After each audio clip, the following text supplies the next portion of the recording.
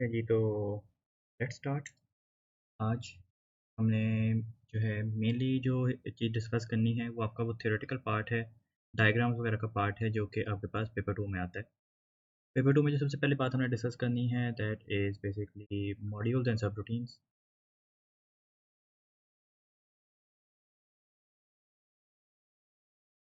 और इसके साथ-साथ ही हम डिस्कस करेंगे global and local variables, by reference और बाय वैल्यू की जो पैरामीटर्स होते हैं, उन सारी चीज़ों को डिस्कस करेंगे। सबसे पहले बात तो ये कि आपके पास मॉड्यूल्स एंड सब रूटीन्स होती क्या हैं बेसिकली। ये आपके पास प्री रिटन या प्री डिफाइंड यूनिवर्सल कोड्स होते हैं।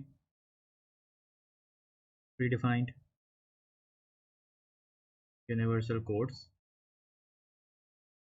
ये करते क्या है, ये बेसिकली जो है आपके पास प्रोग्रामिंग की टाइम और एफर्ट बचा रहे होते हैं, जिसकी वजह से आपको रिपीटेडली कोड नहीं लिखना पड़ रहा होता। It saves time and effort. Effort और टाइम किस से बचा रहे होते हैं, code is written once, only once, and the header is called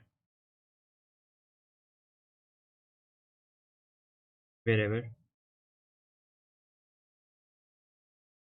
the module is required। होता क्या आपके पास यहाँ पर वो हेडर होता है, आप उसको कॉल कर लेते हो, कोड पहले से लिखा हुआ है, आपके पास एक ही दफ़ा कोड लिखना पड़ता है। फॉर एग्जांपल आपके पास बबल सॉर्ट है और आपको उसके ऊपर जो है बबल सॉर्ट से जी मैं ज़रूर करूँगा, डोंट वरी हो जाएंगे। ये आपके पास जो है बबल सॉर्ट फॉर एग्जांपल के एल्गोरिथम है और उसके ऊपर जो है आपने 50 एरे सॉर्ट करनी है, ठीक है। अब 50 एरेज सॉर्ट करने के लिए आप क्या बबल सॉर्ट 50 दफ़ा लिखेंगे? तो ये फ़ीज़िबल नहीं है, क्योंकि अगर आप 50 दफ़ा बबल सॉर्ट लिख रहे हैं तो बबल सॉर्ट मेरे ख्याल से 20 लाइन्स का तो एक कोड होता है। तो उसे 50 दफ़ा लिखने का मतलब ये है कि आप तकरीबन 1000 लाइन्स लिख रहे होंगे। नहीं, दैट वाज़ अ 10 यप। तो आपके पास जो है इतना लंबा कोड लिखने के बजाय आपने अगर 50 अरेज़ सॉर्ट करनी है तो आप सिंपली जो है उनका नेम एक लूप में कॉल करोगे और एक दफ़ा बबल सॉर्ट को एज़ अ प्रोसीजर बना लोगे अपने पास, ठीक है। और पैरामीटर में आप उसको बेसिकली एरे पास कर दोगे और ये चीज़ जो है आप 50 टाइम्स उस कॉल कर सकते हो। ये 50 लाइन्स आपको चाहिए होंगी, या ये भी आप लूप के अंदर कर सकते हो और इसके थ्रू आप काम जो है वो आपका एफर्ट भी बच रही है, आपके टाइम भी बच रहा है। एक और फ़ायदा जो आपको यहाँ पे ये हो रहा है कि this codes are pre written and pre tested. Pre written and pre tested stored in एक second, stored in subroutine libraries।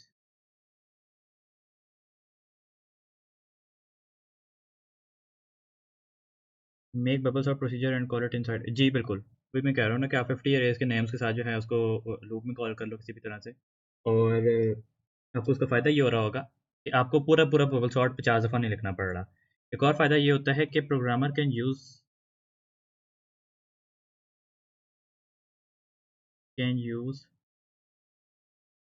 New algorithms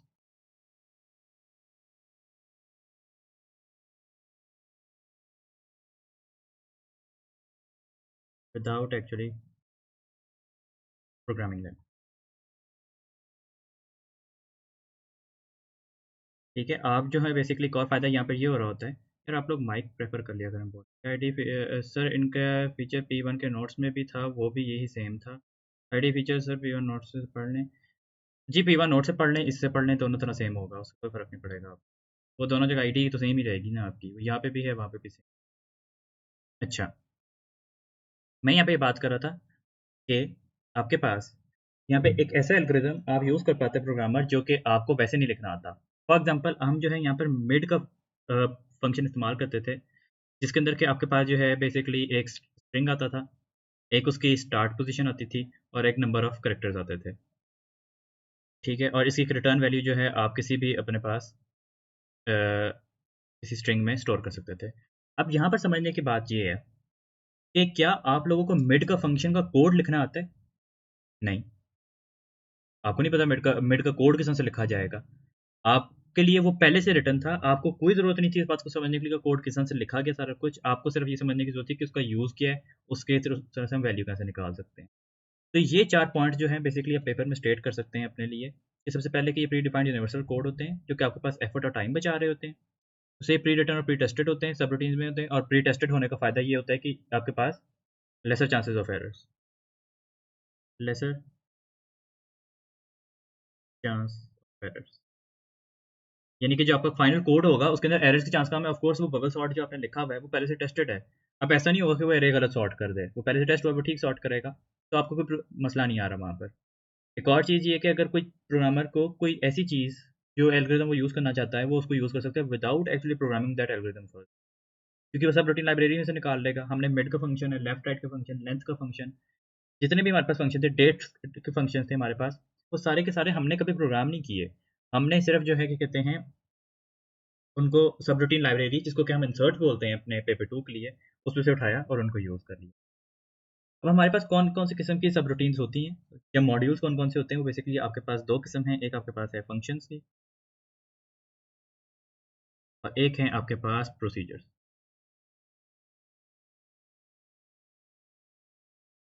functions और प्रोसीजर्स के अंदर हमारे पास क्या फ़र्क होता है? 2 मेजर फ़र्क हैं। एक जो आप सबको पता होगा वो ये कि function returns a value,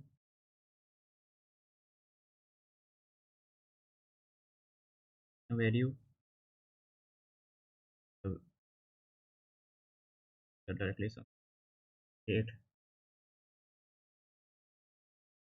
returns a value and it does not return the value. It does not, ये आपको वैल्यू रिटर्न करके नहीं दे रहा होता, जबकि ये जो आपके पास फंक्शन है रिटर्न करके दे। दूसरे बात जहाँ पे ये होती है कि parameter passing can only be done as by value. Parameter passing is by value only. आपके पास विद इन अ फंक्शन जो है आप पैरामीटर्स जो हैं बाय वैल्यू ही सिर्फ पास कर सकते हैं, बाय रेफरेंस पास नहीं किए जा सकते।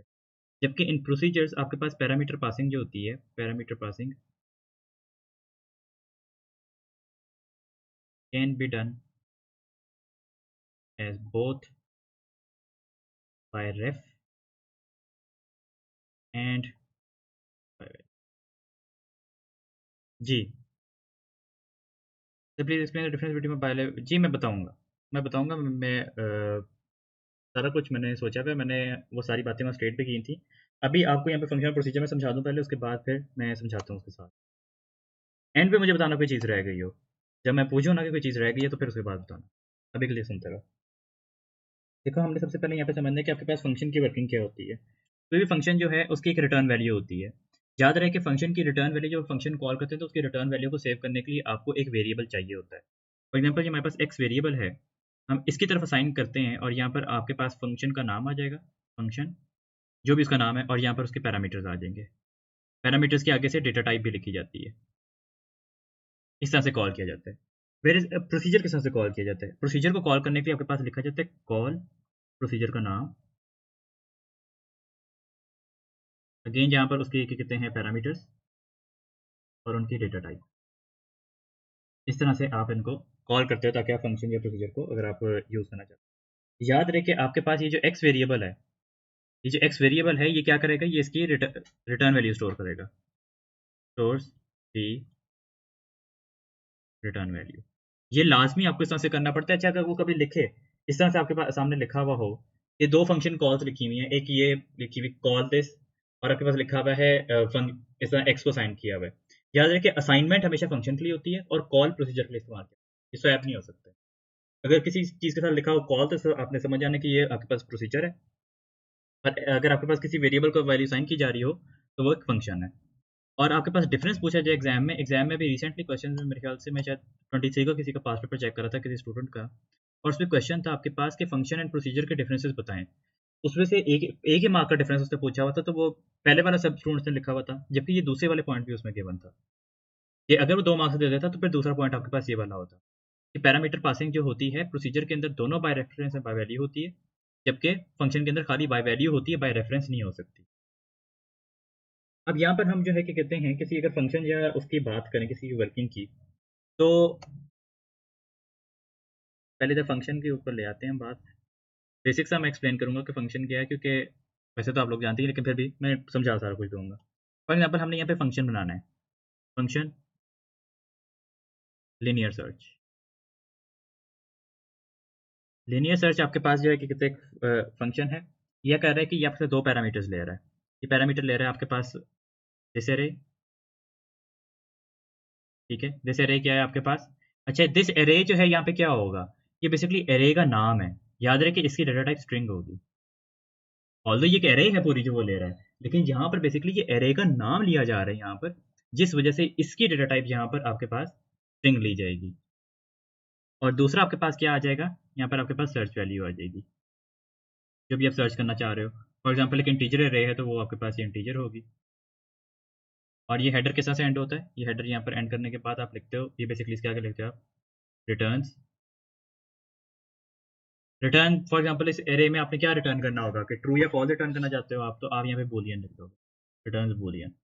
जो भी डाटा टाइप आपकी रिटर्न वैल्यू की है वो आपकी यहाँ पे लिखी जाती है। फॉर एग्जांपल हम यहाँ पे एक लिनियर सर्च का कोड जल्दी से लिख लेते हैं, हमारे पास आ जाता है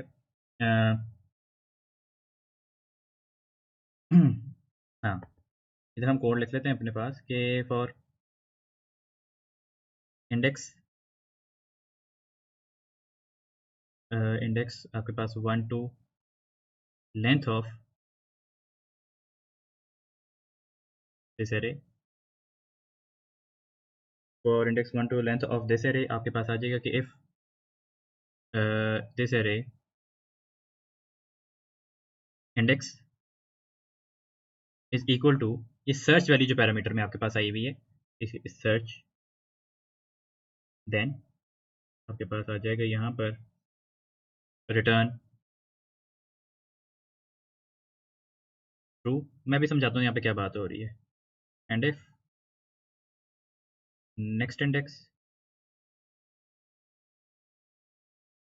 रिटर्न फॉल्स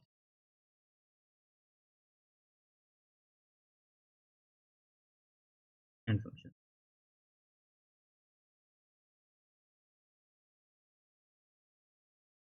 अच्छा, अब जिन रूल्स का यहाँ पे ये ख्याल है कि यहाँ पर हमेशा फॉल्स ही रिटर्न हो रहा होगा, या क्या डेटा टाइप रिटर्न होगी, देखें इस बात को समझें।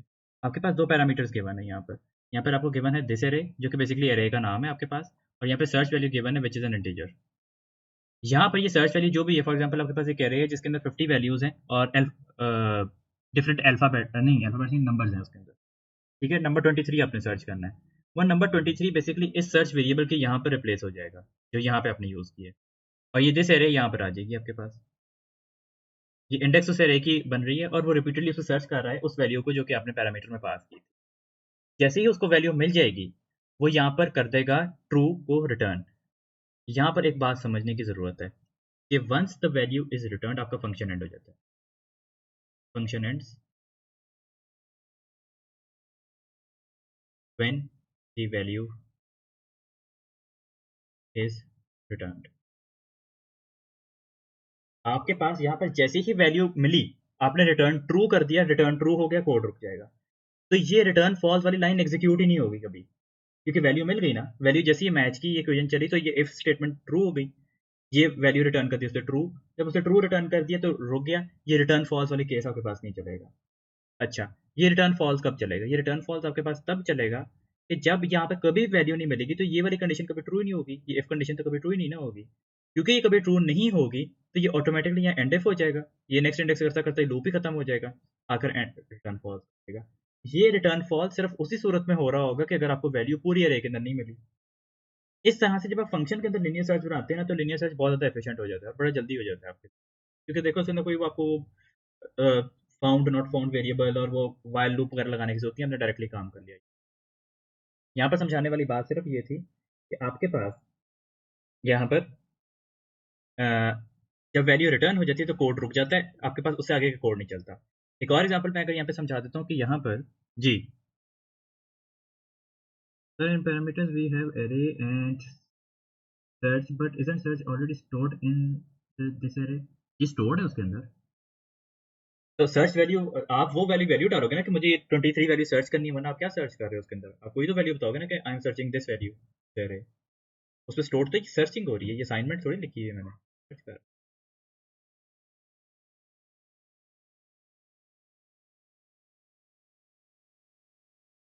अच्छा, फॉर एग्जांपल अगर मैं यहाँ पे लिख के दिखा देता हूँ आपको कि यहाँ पे मैं लिख देता हूँ आउटपुट फॉर एग्जांपल ABC, ये स्ट्रिंग है। आपको पता है ये लाइन कभी भी एग्जीक्यूट नहीं होगी, this line will not run.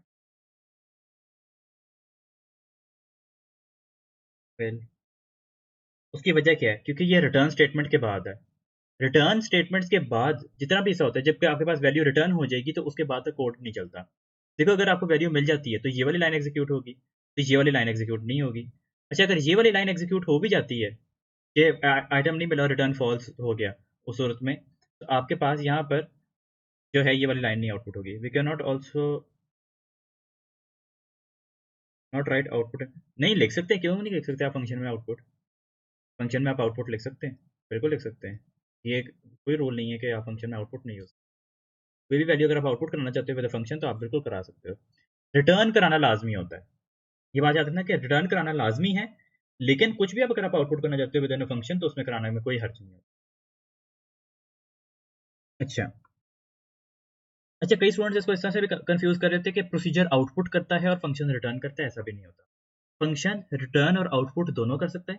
Procedure खाली आउटपुट कर सकता है लेकिन हमेशा नहीं करता।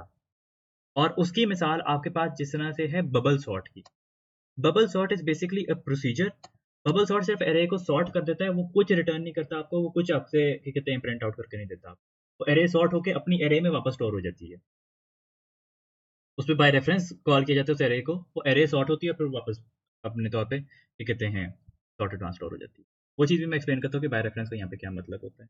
लेकिन उससे पहले जो है हम यहाँ पे प्रोसीजर्स भी समझ लेते हैं एक मतलब। देखो आपके पास लेट्स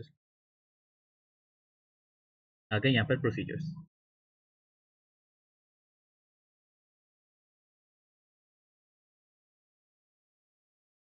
भैया मैंने बताया कि ये 11 PM तक चलेगा। अच्छा, प्रोसीजर्स की बात कर लेते हैं। आपके पास प्रोसीजर में क्या आ जाएगा कि फॉर एग्जांपल हम यहाँ पे एक बना लेते हैं, छोटा प्रोसीजर बना लेता हूँ मैं। Procedure swap values. Swap values हमने बना लिया और इसके अंदर हम दो पैरामीटर्स ले रहे हैं। यहाँ पर हमारे पास आ गया वैल्यू 1, वैल्यू 2। दोनों वैल्यूज फॉर एग्जांपल हमारे पास हैं इंटीजर्स हैं। अच्छा, ये जो चीज़ हमने ऊपर लिखी है ना, ये बेसिकली कहा जाता है आपका मॉड्यूल हेडर। ये जो पूरी चीज़ लिखी हुई है ना, ये इसका हेडर कहलाता है। यहाँ पर भी ये वाली जो लाइन थी ना, ये आपका हेडर था इसका। यहाँ पर हमारे पास ये दोनों पैरामीटर्स हैं, क्योंकि सेम डेटा टाइप के हैं, उस वजह से हमने इनकी डिक्लेरेशन एक साथ लिख दी। ये आपके पैरामीटर्स हैं और ये उनकी डेटा टाइप है। ठीक है। और ये जो चीज़ है ना, ये बेसिकली इसका आइडेंटिफायर कहलाता है। आइडेंटिफायर या आप उसका नाम कह लें, फंक्शन प्रोसीजर या फंक्शन का नाम। अब क्या होगा इसके अंदर? इसके अंदर हो ये रहा है कि आपके पास ये दो वेरिएबल्स को स्वैप करने के लिए कोड इस्तेमाल किया जाता है। इधर हमारे पास एक इस्तेमाल हो रहा है टेम्प वेरिएबल, तो मैं इसको डिक्लेयर कर देता हूँ, डिक्लेयर टेम्प इंटीजर। और मैं इधर स्वैपिंग का कोड लिख लेता हूँ। आपके पास यहाँ पर स्वैपिंग का कोड आ जाता है यहाँ पर कि टेम्प को साइन होगी यहाँ पर वैल्यू 1, वैल्यू 1 को साइन होगी आपके पास यहाँ पर, फिर उसके बाद वैल्यू 2, और वैल्यू 2 को जो है वापस साइन होगी यहाँ पर टेम्प। इस तरह से आपके पास वैल्यू स्वैप हो जाती हैं। फॉर एग्जांपल अगर आप चाहते हो यहाँ पर बिल फर्ज कोई सिचुएशन है तो आप यहाँ पर आउटपुट कर सकते हो चाहो तो, लेकिन ज़रूरी नहीं है। एंड प्रोसीजर, हमने यहाँ पर वैल्यूज़ को स्वैप किया और वो वैल्यूज़ आपस में स्वैप हो गई, बस आपका काम खत्म। अच्छा, आपके पास यहाँ प्रोसीजर था, देख सकते हो कि इसके अंदर कोई रिटर्न वैल्यू नहीं थी, इसे सिंपली अपना काम किया, कुछ ना आउटपुट किया इससे, ना कुछ रिटर्न किया आपको। अब यहाँ पर ये जो वैल्यू स्वैप हुई हैं, ये वैल्यू स्वैप जो हुई है ना, इसके अंदर जो है ना, मैं आप लोगों को आगे जाके इधर समझाऊंगा पैरामीटर पासिंग बाय रेफरेंस और बाय वैल्यू को। ठीक है। लेकिन उससे पहले जो है ना, हम यहाँ पर समझ लेते हैं आपके पास ग्लोबल एंड लोकल वेरिएबल। इधर मैं समझा देता हूँ आपको, इसी कोड के ऊपर मैं समझाऊंगा आपको ग्लोबल एंड लोकल वेरिएबल। और इसके बाद हम जो है बाय रेफरेंस और बाय वैल्यू को भी पढ़ेंगे, इसी जो प्रोसीजर के अंदर ही पढ़ना होता है। इस कोड को जो है ना, मैं कॉपी करके नीचे ले जाता हूँ।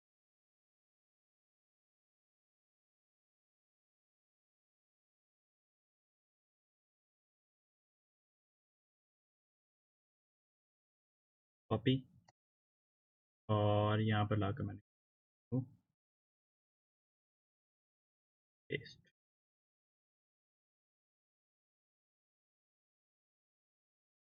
अब यहाँ पर हमारे पास क्या सिचुएशन है, यहाँ पर मैं एक और वेरिएबल यहाँ पर डिक्लेयर कर लेता हूँ बाहर की तरफ, डिक्लेयर एक्स स्ट्रिंग। ठीक है, मैंने यहाँ पर एक्स जो है ना एज अ स्ट्रिंग जो है ना यहाँ पर बना लिया हुआ। अब यहाँ पर क्या हो रहा है, ग्लोबल एंड लोकल वेरिएबल्स की बात की जाए तो ये जो एक्स है ना आपके पास, ये है आपके पास ग्लोबल, जबकि आपके पास ये जो वेरिएबल मौजूद है टेम्प, ये टेम्प जो है ना ये बेसिकली आपके पास एक सेकंड, ये जो है ना ये बेसिकली आपके पास एक ग्लोबल वेरिएबल है, जबकि ये जो मौजूद है आपके पास ये एक आपके पास लोकल वेरिएबल है।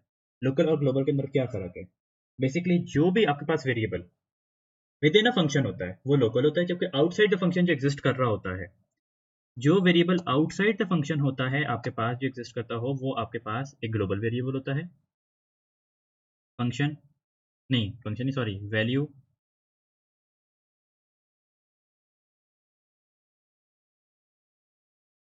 इधर हमारे पास आ जाएगी कि ग्लोबल क्या होता है हमारे पास, ग्लोबल वो वैल्यू होती है, value that is outside any module या सब रूटीन,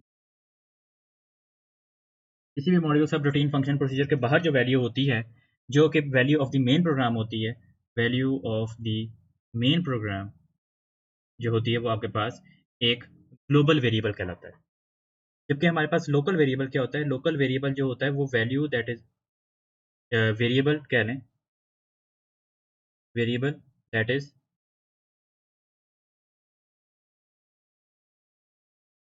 पार्ट ऑफ या फिर कह लो डिक्लेयर्ड इनसाइड अ सब रूटीन। अच्छा, यहाँ पर क्या बात है, बेसिकली यहाँ पर बात ये कि ये जो आपको टेम्प वेरिएबल नजर आ रहा है ना ये लोकल है, और एक्स वेरिएबल आपके पास ग्लोबल है। अब मैं मेन प्रोग्राम के अंदर आफ्टर दिस प्रोसीजर एंड्स, जब प्रोसीजर एंड हो गया तो उसके बाद मैं क्या करता हूँ, यहाँ पर मैं एक्स को असाइन कर देता हूँ यहाँ पर वैल्यू ए बी सी,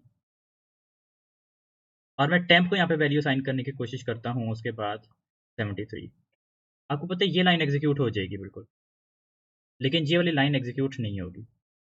पता है क्यों, क्योंकि ये कहेगा कि टेम्प डज नॉट एग्जिस्ट।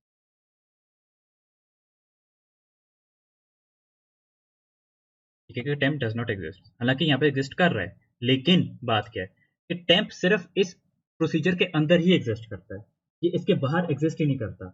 ये जो प्रोसीजर और एंड प्रोसीजर के दरमियान वाला हिस्सा ना कोड का, सिर्फ ये यहाँ पर एग्जिस्ट करता है, ये इसके बाहर मौजूद नहीं है। This variable does not exist, this variable, ये कह रहा हूँ this variable does not for the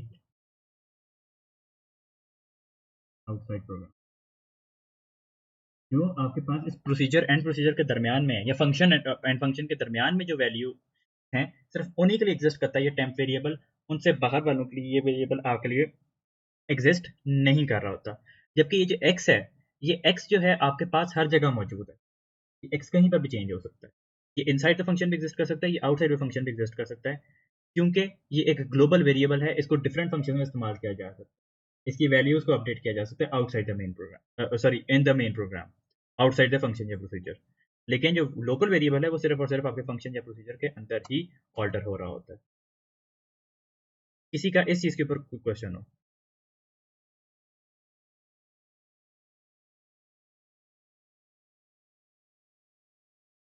जी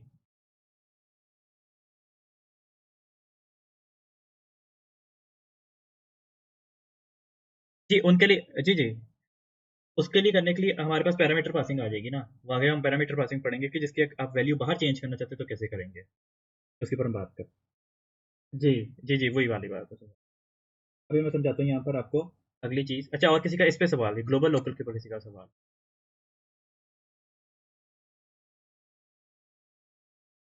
नहीं,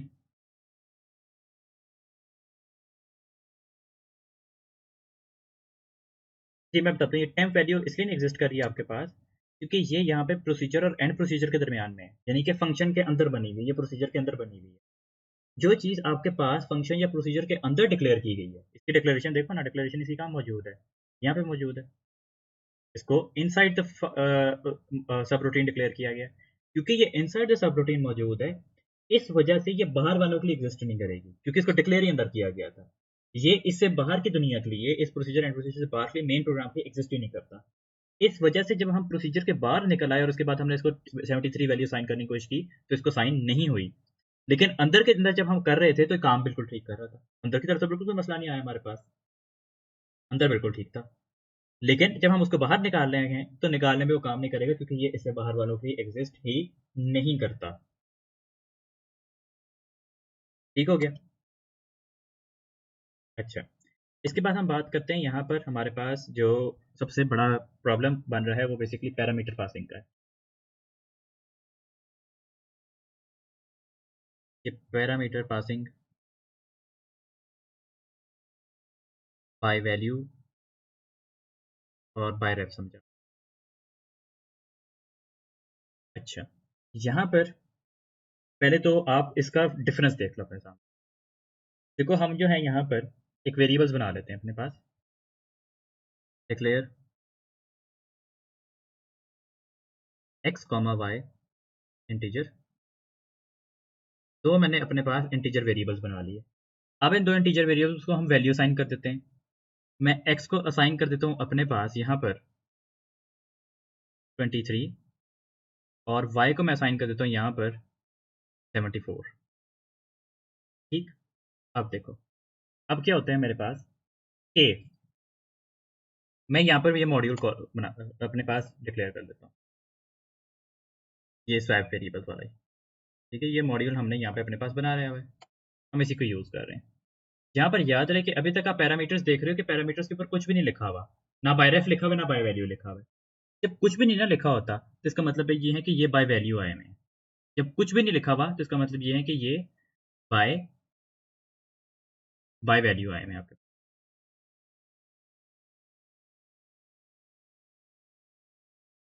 तब देखो होगा क्या, होगा ये कि आपने ये स्वैप करने के लिए इनके वैल्यूज डाली।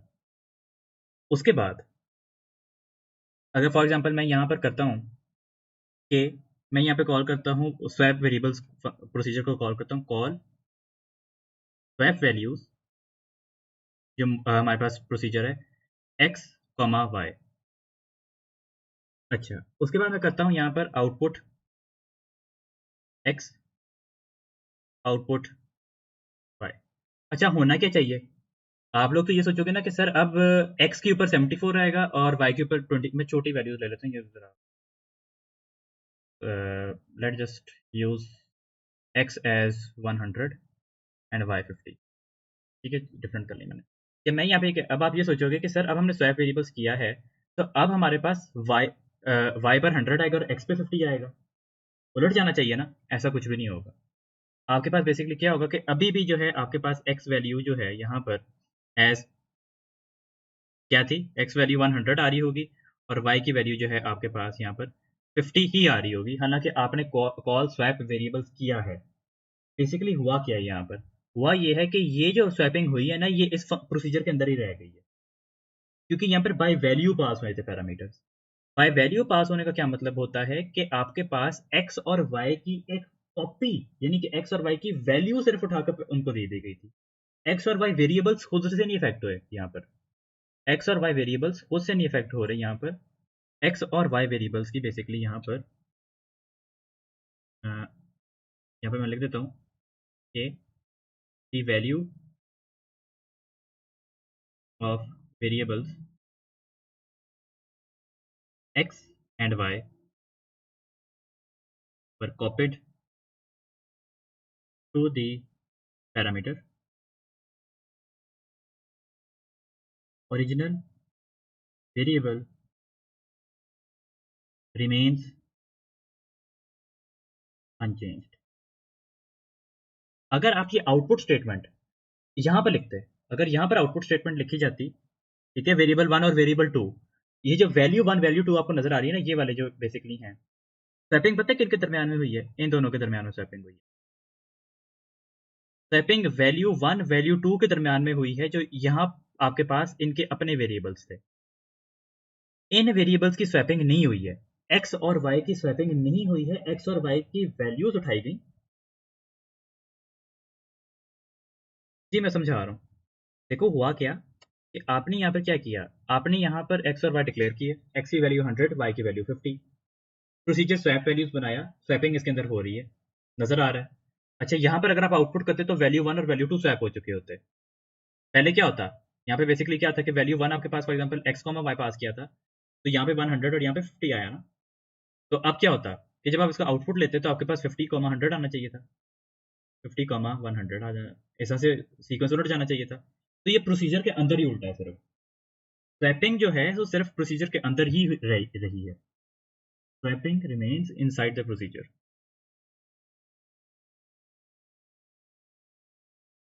Remains inside.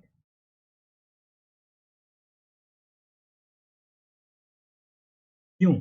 क्योंकि आपने यहाँ पर वेरिएबल्स बाय वैल्यू पास किए हैं, पैरामीटर्स बाय वैल्यू पास किए हैं। बाय वैल्यू पास करने से क्या हुआ है, जब आप बाय वैल्यू पास करते हैं ना तो बेसिकली यहाँ पर 100 और 50 वैल्यू की एक कॉपी बनी।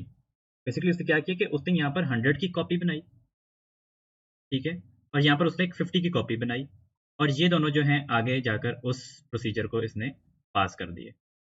वो प्रोसीजर्स पे वैल्यू अप्लाई हुई, आपके पास स्वैपिंग हो गई। लेकिन जब आप इसे कॉल करते हैं उसके बाद आउटपुट करते हैं ना, तो ये वैल्यू स्वैप नहीं हुई होती। आउटपुट होने के बावजूद भी अभी भी वैल्यू ऑफ एक्स जो है आपको 100 ही शो हो रही होगी। क्या थी ऊपर वैल्यू 100, एक्स की वैल्यू अभी भी आपको जो है वो यहाँ पर 100 ही शो होगी, और एक वाई की वैल्यू अभी भी आपको यहाँ पर 50 ही शो हो रही होगी। वो इसलिए क्योंकि स्वैपिंग जो है आपके पास विद इन द प्रोसीजर हुई है, आउटसाइड प्रोसीजर नहीं हुई, क्योंकि वो variables x and y are not updated. Original variables जो थे आपके पास, जो ओरिजिनल वेरिएबल्स थे वो तो आपके पास क्या रहे, वो आपके पास अनचेंज्ड रहे। अब यहाँ पर ये है कि हम चाहते हैं कि एक्स और वाई वैल्यूज जो कि ग्लोबल वेरिएबल्स हैं, याद रखिए ये दोनों जो हैं ये क्या हैं, ये दोनों आपके पास ग्लोबल हैं।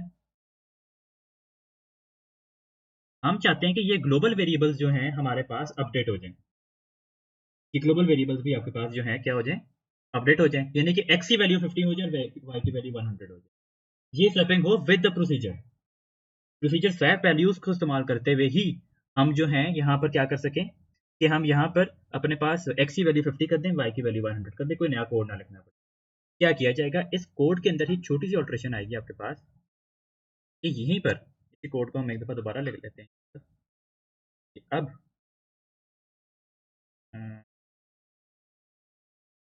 यहाँ पर आपके पास ये हेडर चेंज होगा, हेडर अपडेट होगा। हेडर अपडेट कैसे से होगा कि आपके पास यहाँ पर ऐड हो जाएगा बाय रेफ वैल्यू 1 कॉमा बाय रेफ वैल्यू 2 इंटीजर। बस इतना सा होगा। अब देखना क्या होता है। अब जब मैं यही कोड दोबारा इस पर रन करता हूँ, यही कोड जो है मैं दोबारा से रन करता हूँ, और मैं लिखता हूँ यहाँ पर आपके पास कॉल, क्या प्रोसीजर का नाम था, swap values, swap values x comma y, और उसके बाद मैं यहाँ पे लिखता हूँ आउटपुट एक्स, आउटपुट वाई। तो क्या होगा, आपके पास इस दफ़ा जो है ना एक्स में आपके पास 50 आउटपुट होगा, और वाई के अंदर 100 आउटपुट हो जाएगा। क्यों? क्योंकि इस दफ़ा जो है ना ये बाय रेफरेंस पास हुए हैं। तो मैंने बाय रेफ किस करने गलत कर दिया, बाय रेफ। इस दफ़ा आपके पास जो दोनों वेरिएबल्स हैं वो आपके पास किस तरह पास हुए हैं, वो बाय रेफरेंस पास हुए हैं। बाय रेफरेंस पास होने का क्या मतलब है कि इस दफ़ा वेरिएबल एक्स और वाई की कॉपी नहीं, variable x and y themselves are taken as parameter when called by reference। आपके पास अब क्या हो रहा है कि जब आपने यहाँ पे बाय रेफरेंस कॉल किया है तो बेसिकली एक्स और वाई इस दफा खुद आए हैं यहाँ। पहले क्या हुआ था, पहले ऊपर क्या हुआ था कि इनकी कॉपी बनकर आई थी। जब बाय वैल्यू बुलाया गया तो उनकी कॉपी बन के यहाँ पर आई थी, वो सिर्फ प्रोसीजर के अंदर ही स्वैप रही, वो अपडेट नहीं हुआ एक्स और वाई की ओरिजिनल वैल्यू सेम रही। इस दफा क्या हुआ है कि यहाँ पर जब आप बाय रेफरेंस कॉल करते हो ना, तो वो एक्स और वाई खुद से आया है यहाँ पर, और values of variable x and y, value of x and y are now updated. आपके पास अब क्या हुआ कि एक्स और वाई की अपनी वैल्यूज अपडेट हो गई, और वेरिएबल्स जो है यहाँ पर 50 और 100 जो थे, ये वैल्यूज इनकी स्वैप हो गई। पहले एक्स 100 था, वाई 50 था, अब एक्स 50 है और वाई 100 हो गया आपके पास।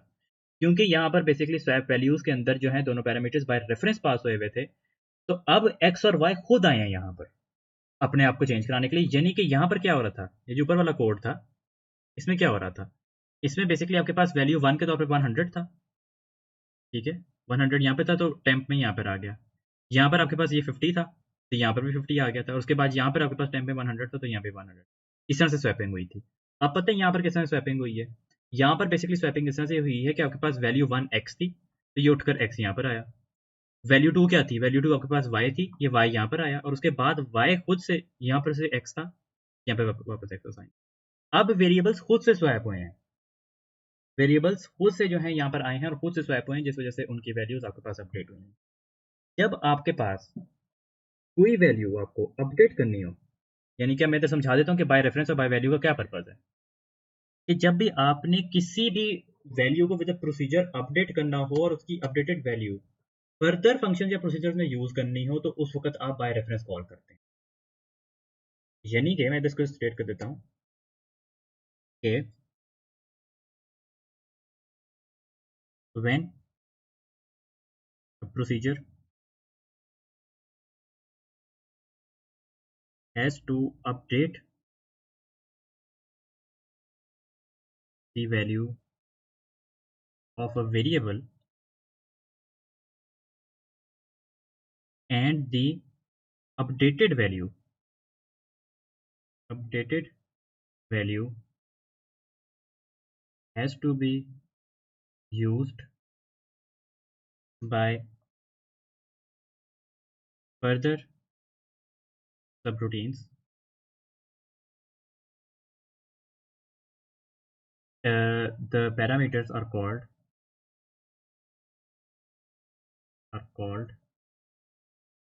by reference.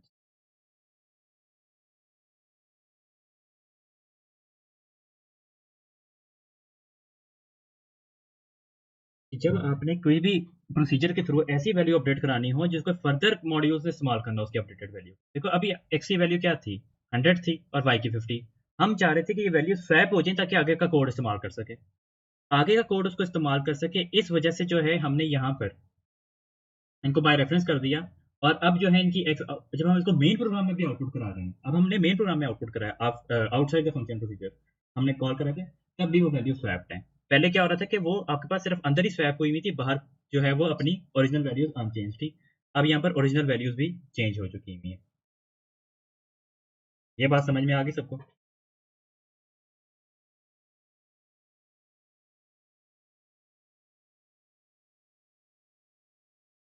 किसी का कोई सवाल इसके अंदर?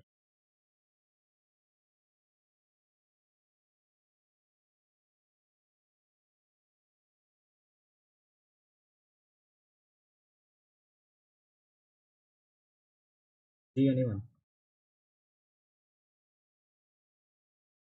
सर कोड दफा यूज तो वैल्यूज वापस स्वैप नहीं हो गई? नहीं, पहली दफा तो बाय वैल्यू था ना, दूसरी दफा बाय रेफरेंस आया। पहली दफा तो बाय वैल्यू था, वहां तो स्वैप हुई नहीं बाहर की तरफ। ये तो बात थी सारी कि मैंने जब अगर कोड दो दफा ही बुलाया, वैसे तो मैं एग्जांपल के तौर पर समझा रहा था, लेकिन लेट्स से सपोज कि मैंने दो दफा ही बुलाया हो, तो जब मैंने फर्स्ट टाइम बुलाया है ना, तो फर्स्ट टाइम बुलाने के अंदर तो मेरे भाई यहाँ पर ये बाय वैल्यू थे, ये तो आपके पास आउटसाइड वेरिएबल में तो अपडेट ही नहीं हुई, यहाँ बाय रेफरेंस थे तो एक ही दफा स्वैप हुई। वैसे तो मैंने वो दो सेपरेट कोड्स हैं, तो आप दो सेपरेट कोड वैसे लो, क्योंकि मैंने यहाँ पे समझाया। जी, हमजा आप पूछो क्या कहना चाह रहे हो?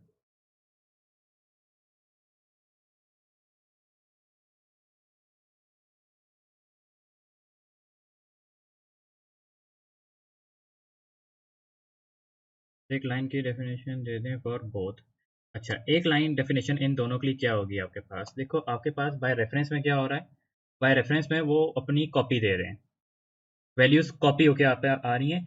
Original variables are unaffected in by value. Original variable जो ग्लोबल वेरिएबल था आउटसाइड द फंक्शन जो या procedure, sorry outside the procedure जो वेरिएबल था आपके पास, वो अनअफेक्टेड होता है और उसकी कॉपी आ जाती है सिर्फ आपके पास पैरामीटर्स में। जबकि बाय रेफरेंस में वो वेरिएबल खुद उठ के आता है, वो वेरिएबल खुद उठ के आता है और उसकी वैल्यू जो होती है वो अपडेट हो जाती है इसके अंदर। तो जब भी आपने वैल्यू अपडेट करनी है with a function with a procedure, एक प्रोसीजर के थ्रू अपडेट करनी है वैल्यू को, तो उसके अंदर आपको बाय रेफरेंस कॉल करने पड़ते हैं आपके पैरामीटर। वैल्यू अपडेट नहीं करनी है तो उस सूरत में आप बाय वैल्यू कॉल कर लो। समझ में आई बात? जी, बाय रेफ में वैल्यू अपडेट होती है। बाय वैल्यू, जब आप बाय वैल्यू में कॉल करते हो तो वैल्यू जो होती है वो सेम रहती है, जो ग्लोबल वेरिएबल है उसकी, ग्लोबल वेरिएबल की। जी, ये था आपके पास basically concept of parameter passing और आपके पास फंक्शन प्रोसीजर का। इससे आगे जो है वो आपको कॉन्सेप्ट कोई ज़्यादा इसका नहीं देता, कोई मतलब इसके अलावा कोई आपको चीज़ इसमें नहीं पूछेगा। इसके अलावा जो आपके पास नेक्स्ट पार्ट आ जाता है, तो डिफ़ॉल्ट सबका बाय वैल्यू, जी डिफ़ॉल्ट बाय वैल्यू होता है। ये बात भी अच्छी तरह याद रखिए, क्योंकि अगर कुछ नहीं लिखा हुआ यहाँ पर, अगर यहाँ कुछ नहीं लिखा हुआ तो ये डिफ़ॉल्ट बाय वैल्यू होता है, बाय रेफरेंस आपको स्टेट करना पड़ता है। एग्ज़ाम में अगर वो कभी ये कहे, एग्ज़ाम में अगर ये स्टेटमेंट लिखी हो कि the updated value will be used by further procedure या फंक्शंस, ये बात लिखी हो स्टेटमेंट, तो भी अपने समझ जाना है कि वहाँ पे पैरामीटर फिर बाय रेफरेंस पास करना हो। एग्ज़ाम में ये बात स्टेटेड होगी कि the value of this variable will be used by further function या प्रोसीजर्स।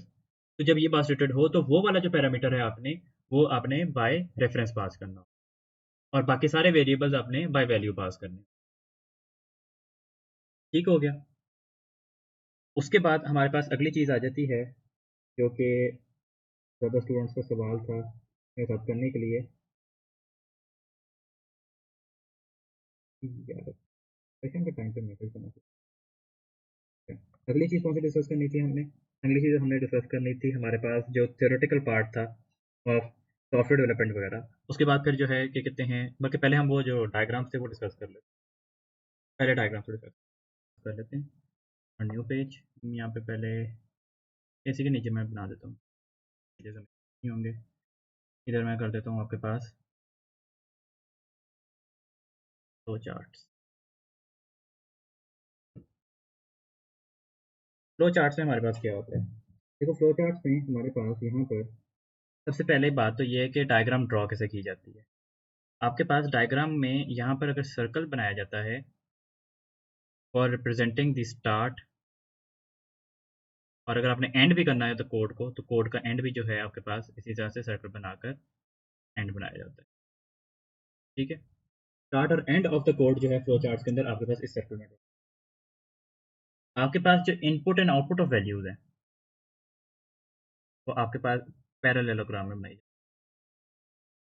किसी भी वैल्यू को जो है आपने यहाँ पर इनपुट कराना है, लाइक फॉर एग्जांपल आपके पास इनपुट नंबर है, या आपने उसको आउटपुट करवाना है, उसके लिए जो है आप यहाँ पर पैरेललोग्राम बनाते हैं। ठीक हो गया? उसके बाद जो है आपके पास अगली चीज़ आ जाती है, वो है आपके पास कि अगर आपने कोई कंडीशन लगानी है, और एनी कंडीशन जो है आपके पास डायमंड बनाया जाता है। ठीक है, डायमंड बनाकर आपके पास यहाँ पर इज लिख के कंडीशन लिखते हैं आप, इज कंडीशन क्वेश्चन मार्क। याद रहे कि इसकी एक साइड पर नो होता है और एक नीचे वाली साइड पे यस, ऑल्दो इनकी डायरेक्शन आप स्वैप कर सकते हैं, यस नो यहाँ पे होता है लेकिन आपको यस नो लिखना होता है। स्टेटमेंट हमेशा यहाँ से नीचे से आती है, यानी पहले यहाँ पे आएगी कंडीशन लगेगी, उसकी यस नो आप यहाँ पे स्वैप कर सकते हो, लेकिन आपको साइड पे लिखना होता है कि कौन सी वाली साइड आपके पास यस की है और कौन सी वाली साइड जो है आपके पास नो की है। ये बात आपने लाजमी लिखनी है। उसके बाद आपके पास यहाँ पर अगली चीज़ आ जाती है, वो ये है कि आपके पास कोई वेरिएबल की असाइनमेंट कैसे की जाती है। किसी वैल्यू को आपने असाइन करना हो, असाइनमेंट आपके पास इस तरह से लिखी, या तो उसके लिए आप लिख सकते हो कि आप ए को वैल्यू 51 असाइन कर रहे हो, इस तरह से आप लिखोगे, या फिर आप ये भी लिख सकते हो ए सेट ए टू 51, दोनों तरह लिख सकते हो। दोनों तरह की बातों का सेम मतलब है, असाइनमेंट। उसके बाद जो है आपके पास एक और चीज़ आ जाती है आपके पास कि आपने कोई फंक्शन या प्रोसीजर कॉल।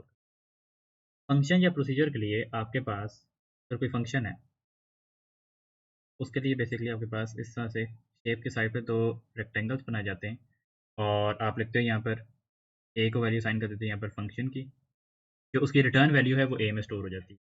और जो प्रोसीजर है उसके लिए भी सेम चीज़ की जाती है। प्रोसीजर के लिए आपके पास यहाँ पर इस तरह से ड्रॉ करते हैं, और यहाँ पर आ जाते हैं आपके पास कॉल, जो भी प्रोसीजर का नाम था वो, और पैरामीटर्स ब्रैकेट में आप याद रहे कि फॉर ऑल फ्लो चार्ट्स आपके पास variable declaration is not required. Variable declaration is not required. दूसरी बात यहाँ पर ये है कि इसको always draw with a pencil, always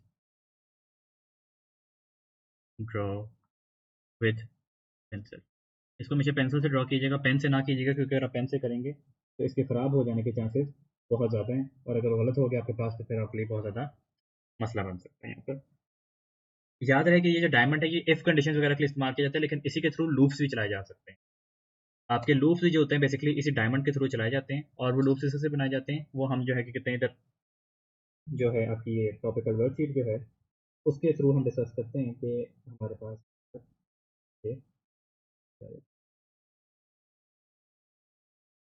let me present it. ये वर्कशीट आ गई आप लोगों, ये वर्कशीट बाद में ग्रुप में शेयर्ड है।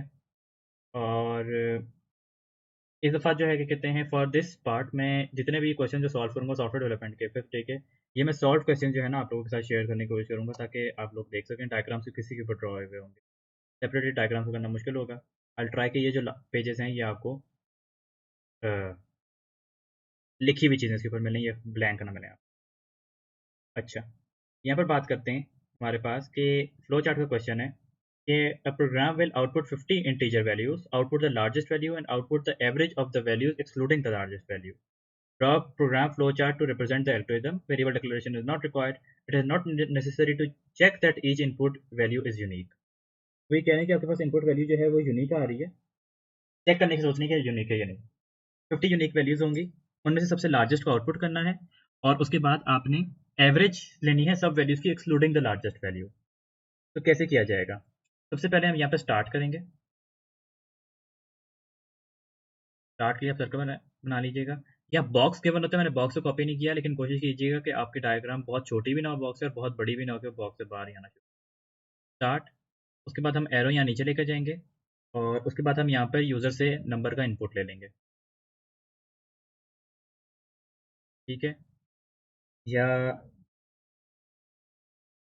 हाँ, ठीक है, हमने यहाँ पे करा दिया यूज़र से इनपुट,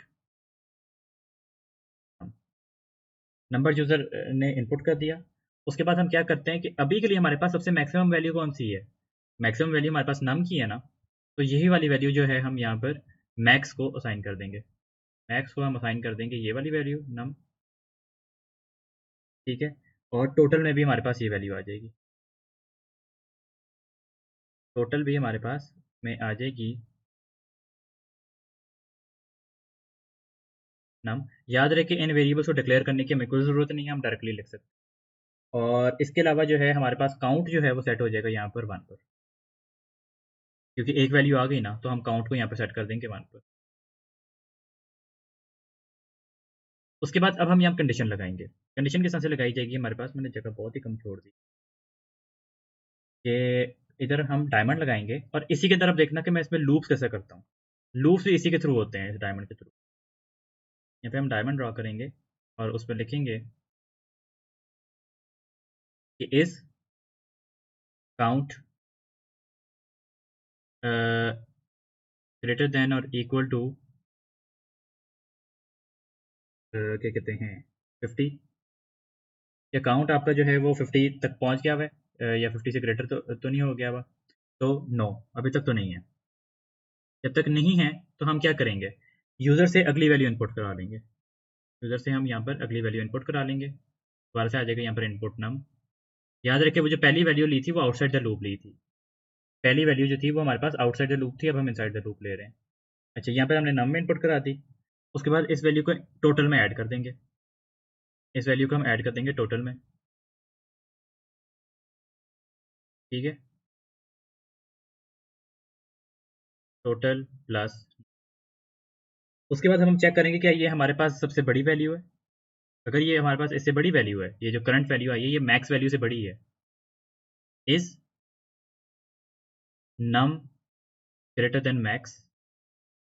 अगर हमारे पास नम जो है वो ग्रेटर देन मैक्स है तो हम क्या करेंगे, अब हम इस वैल्यू को मैक्सिमम पे सेट कर देंगे। हम इस वाली वैल्यू को नम को सेट कर देंगे मैक्स मैक्स पर।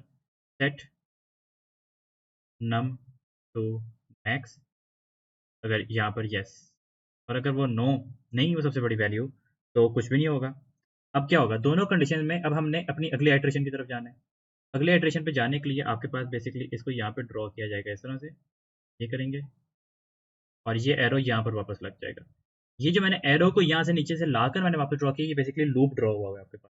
और इसके अंदर जो है काउंट को इंक्रीमेंट भी करना था यहाँ, तो काउंट को इंक्रीमेंट भी तो करना था, एक वैल्यू और भी आ रही है। तो यहाँ पर आ जाएगा आपके पास बेसिकली, काउंट को करेंगे यहाँ पर काउंट। अब आपके पास यहाँ पर इस तरह से ये आ गया, और जैसे ही आपका काउंट जो है 50 के इक्वल हो जाएगा, काउंट जो है आपके पास जब 50 तक पहुंच जाएगा, यानी कि आपके पास 50 वैल्यूज आ गई, तो अब हम क्या करेंगे, हम यहाँ पर अ, हम यहाँ पर बेसिकली एरो को नीचे लाएंगे यस वाली स्टेटमेंट के लिए। सबसे पहले क्या करेंगे, हमने एवरेज कैलकुलेट करनी थी एक्सक्लूडिंग द मैक्सिमम वैल्यू। तो यहाँ पर हमारे पास एवरेज कैलकुलेट की जाएगी इस तरह से कि हम यहाँ पर एवरेज वेरिएबल को साइन करेंगे total minus the max value, क्योंकि टोटल में से हम वो रिमूव कर रहे हैं ना, डिवाइडेड बाय 49, क्योंकि आपके पास 50 वैल्यू नहीं है 49 वैल्यूज हैं, क्योंकि आपने लार्जेस्ट को इग्नोर किया है यहाँ पर। और उसके बाद जो है आप यहाँ पर अपने पास पैरेललोग्राम के अंदर आउटपुट कर देंगे दोनों वैल्यू,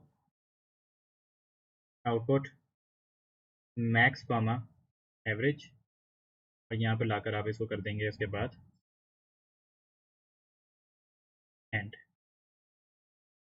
इस तरह से आपके पास प्रोग्राम फ्लो चार्ट ड्रॉ किया जाता है। तो लैग क्यों कर रहा है, नोट बंद कर।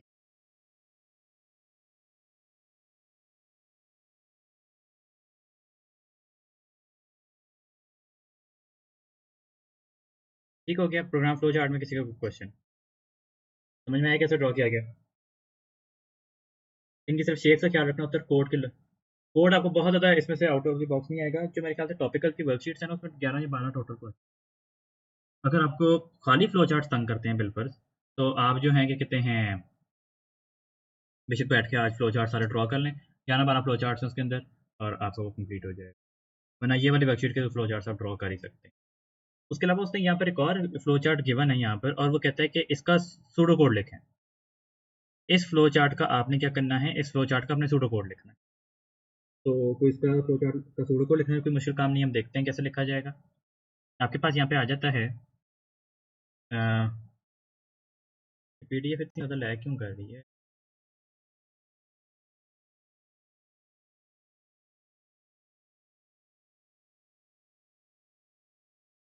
अरे ना करो।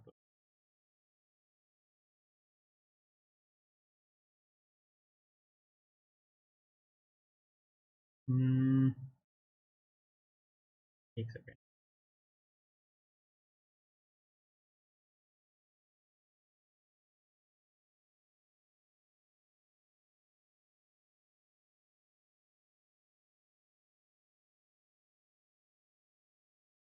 एक मिनट दीजिएगा।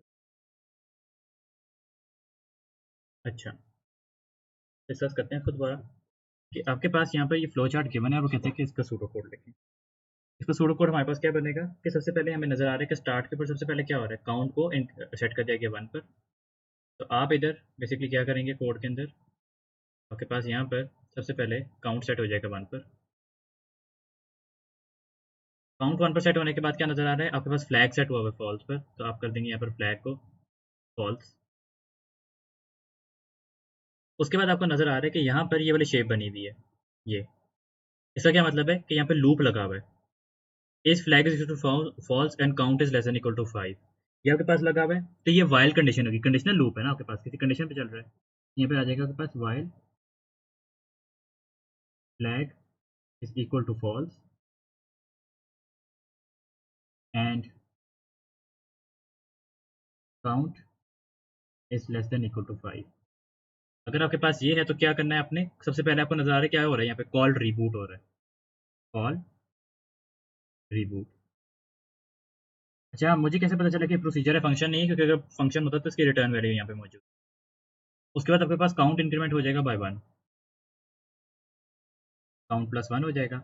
उसके बाद आपके पास सेट फ्लैग टू चेक है, सेट फ्लैग टू चेक, यानी कि आपने यहाँ पे करना है फ्लैग, इसको साइन कर देना है यहाँ पर वैल्यू चेक की।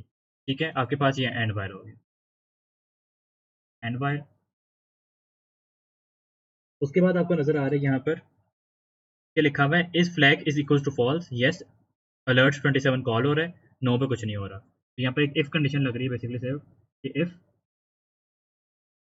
Flag is equal to false, तो फ्लैग फॉल्स है तो आप क्या करेंगे, कॉल करेंगे यहाँ पर alert with the parameter value 27। ये आपके पास इसका सिंपल कोड एल्गोरिथम का बन रहा है, फ्लो चार्ट। सिंपल तरीका था कि हमने स्टेप बाय स्टेप देखा। ये वाली जो शेप बन रही होती है, जो कंडीशन के ऊपर वापस घूम के वापस आ रही होती है, ये बेसिकली आपके पास होता है लूप। ये इफ कंडीशन लगी हुई है, ये लूप नहीं लगा हुआ, लूप होता तो ये वापस इधर आ रहा होता। ये ऊपर वाली चीज जो है ये आपके पास बेसिकली लूप है। जी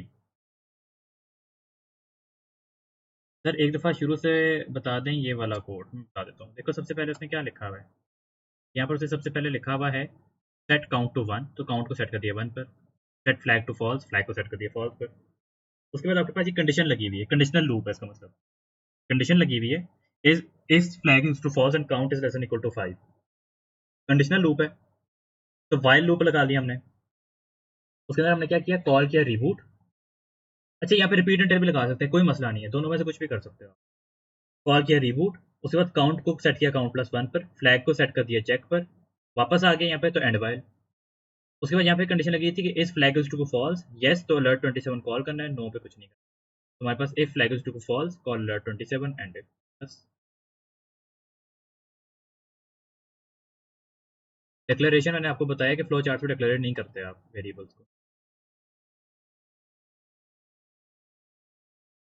जी, ये तो था नहीं फ्लो चार्ट थी, क्योंकि आपने बेसिकली यहाँ पे प्रोग्राम डायग्राम से शो कि काम किस तरह से कर रहा है, इस वजह से यहाँ पर आपके पास डिक्लेरेशन शो नहीं की जाती है। उसके बाद वो यहाँ पे एक और आपको एक एल्गोरिथम गिवन है यहाँ पर फ्लो चार्ट का, जिसमें से वो कहते हैं कि आपके पास input N integer value, jump to step 6 if the value is 0, sum the positive and sum and count the positive value, sum and count the negative value, repeat from step 1, output the two sum values and two count values. ये जो चीज़ है ना, ये आप लोग अपने ऊपर practice करेंगे, ये बहुत सिंपल सा है, मुश्किल नहीं है। बेसिकली हो क्या रहा है आपके पास, यहाँ पर बेसिकली आप वैल्यू इनपुट लेंगे, जब वैल्यू जीरो हो जाएगी, आपके पास वैल्यू जब जीरो हो जाएगी तो आपने क्या करना है, दोनों सम्स और दोनों काउंट वैल्यूज आउटपुट कर देने हैं। वरना जो भी वैल्यू एंटर हो रही है आपके पास, आप सम भी करेंगे उसको और काउंट भी करेंगे पॉजिटिव वैल्यूज को, और नेगेटिव वैल्यूज को सेपरेटली काउंट करेंगे अपने पास। इस चीज़ को आप प्रैक्टिस अपने पास कर सकते हैं, और फिर उसके बाद एट द एंड रिपीटेडली आप इनपुट लेते रहेंगे जब तक कि वैल्यू जीरो नहीं आ जाती। जैसी वैल्यू जीरो आएगी तो आप इन दोनों को आउटपुट कर देंगे स्टेप 6 के ऊपर आकर। Again variable declaration is not required in program flow charts, variables जो हैं आपको यहाँ पे डिक्लेयर करने की ज़रूरत नहीं है।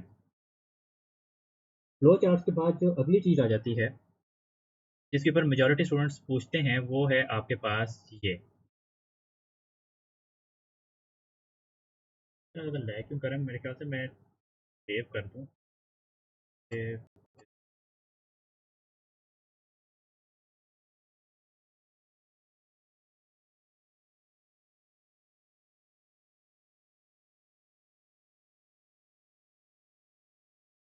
एक मिनट दीजिए, मैं इनको सेव कर लूँ, ये मुझे ठीक नहीं लगा। लूप लगा हुआ है, आपको कैसे से पता चलेगा? रिपीटेडली इनपुट लिया जा रहा है ना। देखो यहाँ पे जैसे बताया हुआ है कि आपके पास ये देखो, repeat from step one, repetition का जिक्र आया हो तो आपको पता चल जाएगा कि यहाँ लूप लगना है आपके पास। वरना यहाँ पर आपको नजर आ रहा है कि ये जो चीज़ बनी हुई है, जो शेप बनी हुई है, ये बता रही है कि आपके पास लूप है। ठीक हो गया, इसे आप आइडेंटिफाई कर लेते हो कि कहाँ पर लूप। उसके बाद आपके पास यहाँ पे जो अगले टाइप ऑफ क्वेश्चन हैं, वो यहाँ पे ये है आपके पास ड्राई रनिंग का। इसी ट्रेस टेबल कंप्लीट करने को वो कहता है कि आपके पास complete the trace table by dry running the procedure when it is called with the statement call process one. Call process one के साथ कॉल किया जा रहा है तो आपके पास ये फिल करना है। ऑल द आप लोगों को पेपर वन के साथ इसकी प्रैक्टिस होती है, लेकिन बावजूद इसके मेजोरिटी ऑफ टाइम्स आप लोग ये गलत कराते हो। इसको कैसे करते हैं? 5 नंबर का है, होता है बेसिक से, बस ज़्यादा टाइम टेकिंग ज़्यादा होता है। इसे कैसे किया जाएगा? आपके पास यहाँ पर सबसे पहले कोड है, कोड को समझ नहीं आ रहा सर क्या लिखा हुआ है, कोड आपको समझने की जरूरत भी नहीं है कोड क्या लिखा हुआ है। आपने सिर्फ देखना है कि पैरामीटर वैल्यू क्या कहाँ क्या क्या कर रही है। Call process one, call process one आया तो आपके पास यहाँ पे बेसिकली कौन सी वैल्यू पास हो रही है? वन आ रही है आपके पास। सबसे पहले क्या हुआ, आपके पास यहाँ पे नम वन के ऊपर असाइन हुआ है वन, नम टू पे टू, नम थ्री पे फाइव और नम फोर पे थ्री, इस तरह से वैल्यूज असाइन हुई है। सबसे पहले क्या हुआ, आपके पास इंडेक्स को वैल्यू साइन कर दी गई स्टार्ट की। इंडेक्स पे क्या वैल्यू साइन हो गई? स्टार्ट की। स्टार्ट की क्या वैल्यू जो पैरामीटर में आई है आपके पास, यानी कि वन। काउंट की वैल्यू क्या है आपके पास? जीरो। नम वन की वैल्यू क्या है? ये वाली वैल्यूज पूछ रहा है वो। यहाँ पर कौन कौन सी वैल्यूज है यहाँ पर? वन, टू, फाइव, थ्री, ये वैल्यूज आपकी लग गई। ये वैल्यूज लगने के बाद आपके पास कोड चलेगा, while count is less than equal to 20, while count is less than equal to 20, case for आपके पास num index, num index आ गया आपके पास। num index पे क्या पड़ा हुआ है, यानी कि num index वन पर वैल्यू वन है, तो आपके पास केस वार पे क्या आ जाएगा? वन। उसके बाद आपके पास केस चलेगा, केस ऑफ केस वार, आपके पास num index को साइन किया जा रहा है num index प्लस इंडेक्स। अच्छा यहाँ पे आपके पास आ रहा है बहुत ही मुश्किल है। हाँ, वो कह रहा है आपके यहाँ पर आएगा नम इंडेक्स। नम इंडेक्स को साइन क्या किया जा रहा है? नम इंडेक्स कौन सी चल रही थी? इंडेक्स नंबर वन चल रही थी, उससे उसकी वैल्यू प्लस इंडेक्स किया। उसकी वैल्यू क्या है आपके पास? वन। वन प्लस वन क्या होती है? टू। यानी कि आपके पास यहाँ पर कौन सी वैल्यू आ रही है? नम इंडेक्स पे कौन सी वैल्यू स्टोर हो रही है? यानी कि फर्स्ट इंडेक्स पर आकर आपके पास वैल्यू टू स्टोर हो रही है यहाँ पर। उसके बाद इंडेक्स को कर दिया इंक्रीमेंट, इंडेक्स हो गई आपके पास टू, और काउंट आपका इंक्रीमेंट हो रहा है तो काउंट आपके पास क्या हो जाएगा? काउंट आपके पास हो जाएगा वन। ये बात समझ में आएगी कैसे मैंने किया अभी तक ट्रेस यहाँ तक? पहली इटरेशन कैसे टेस्ट वो इनिशियलाइजेशन, ये इनिशियलाइजेशन थी हमारे पास, और उसके बाद ये पहली इटरेशन थी। पहली इटरेशन पर जो है हमारे पास ये वैल्यू आई। उसके बाद जो है वो कहते हैं नीचे जाकर आपको नजर आ रहा है, वो कहते हैं कि इंडेक्स को कर दो index mod four plus one. Index mod four plus one. अच्छा, इंडेक्स को अगर हम मॉड फोर करते हैं तो इंडेक्स की क्या वैल्यू है अभी करंटली? इंडेक्स की अभी क्या वैल्यू है आपके पास? इंडेक्स की वैल्यू है आपके पास वन, नहीं इंडेक्स की वैल्यू टू है। टू मॉड फोर यानी कि टू डिवाइडेड बाई फोर, तो रिमाइंडर आपके पास क्या आ जाएगा?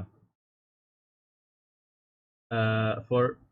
तो रिमाइंडर तो आपके पास कुछ भी नहीं आएगा, वन ओवर टू जीरो। हाँ वो तो वन से कम आएगा ना। इंडेक्स की वैल्यू तो आपके पास टू है, तो टू डिवाइडेड बाई फोर जो है वो आपके पास one over two, 0.5। 0.5 zero, zero plus one यानी कि इंडेक्स वन आ रही है आपके। हाँ वन होगी ना। इंडेक्स की अब नई वैल्यू आपके पास क्या हो गई है? इंडेक्स की वैल्यू अब आपके पास वन बनती है, तो यहाँ पर आ जाएगा आपके पास वन। उसके बाद ये स्टेटमेंट की वजह से ना, ये वाली स्टार्ट लाइन की, देखो उसके बाद उसने यहाँ पे किया एंड केस, और केस एंड होने के बाद इंडेक्स को साइन किया गया इंडेक्स मॉड फोर, यानी कि टू डिवाइडेड बाई फोर, और प्लस वन, तो इंडेक्स आपके पास वापस वन हो गई ना। इंडेक्स अगेन आपके पास क्या हो गई? इंडेक्स वन हो गई। अच्छा, उसके बाद क्या ठीक कर रहे हैं? गलत तो नहीं कर रहे?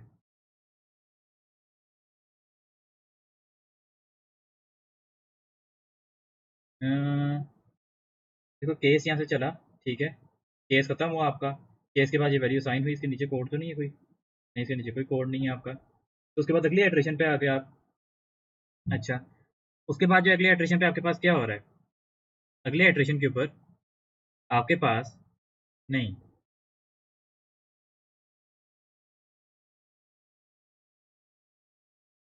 इंडेक्स तो आगे नहीं जाना चाहिए था, इंडेक्स वापस 1 पे क्यों जा रही है? इंडेक्स की वैल्यू तो ये लूप के अंदर ही है और यहाँ से वैल्यू जो उठाई जाएगी वो वापस 1 आएगी, तो वर्किंग तो दोबारा से रिपीट हुई जाएगी। ये तो फिर हर दफ़ा वही आंसर आना शुरू हो जाएगा आपके पास, ये तो आप इन्फिनिट लूप में फंस जाएंगे, क्योंकि अगली दफ़ा भी वही वैल्यू उठाई जाएगी ना फिर, क्योंकि इंडेक्स 1 से वैल्यू उठाएगा वो, और फिर से दोबारा 1 पे ही आ जाएगा। इसकी कैलकुलेशन गलत हो रही है, इसकी कैलकुलेशन हमने गलत की है। इसकी कैलकुलेशन हमारे पास बनेगी, इंडेक्स को साइन किया जा रहा है, इंडेक्स की करंट वैल्यू 2, ठीक है, इंडेक्स की करंट वैल्यू 2 थी आपके पास, तो उससे किया इंडेक्स मॉड 4, इंडेक्स मॉड 4 आपके पास, अगर हम 4 डिवाइडेड बाई 2 करते हैं तब भी 0 आएगा। वो कलमंदों, अगर हम यहाँ पे 2 डिवाइडेड बाई 4 करते हैं तो ये डेसिमल में, मॉड के फंक्शन में आप डेसिमल में जाते ही नहीं हो,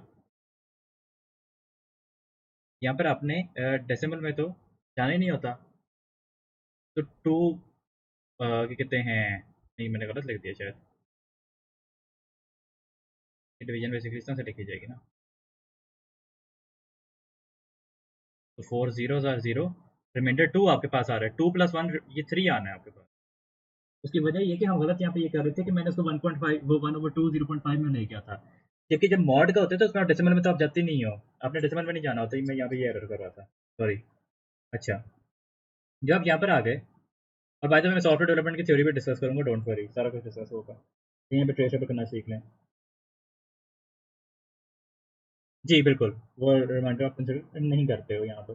उसके बाद जो है आपके पास यहाँ पर क्या होगा कि थर्ड इंडेक्स पे आ गए आप, और थर्ड इंडेक्स के ऊपर क्या हो रहा है आपके पास दोबारा से, तो केस वार में लिया जा रहा है नंबर इंडेक्स, यानी कि थर्ड इंडेक्स पे उठाया गया, तो थर्ड इंडेक्स पे कौन सी वैल्यू पड़ी हुई है आपके पास, 5 वैल्यू पड़ी हुई है, ये 5 आपके पास यहाँ पर आ गया, ये अगली इटरेशन है जिस वजह से मैं अगले डब्बे में आ गया हूँ यहाँ पर।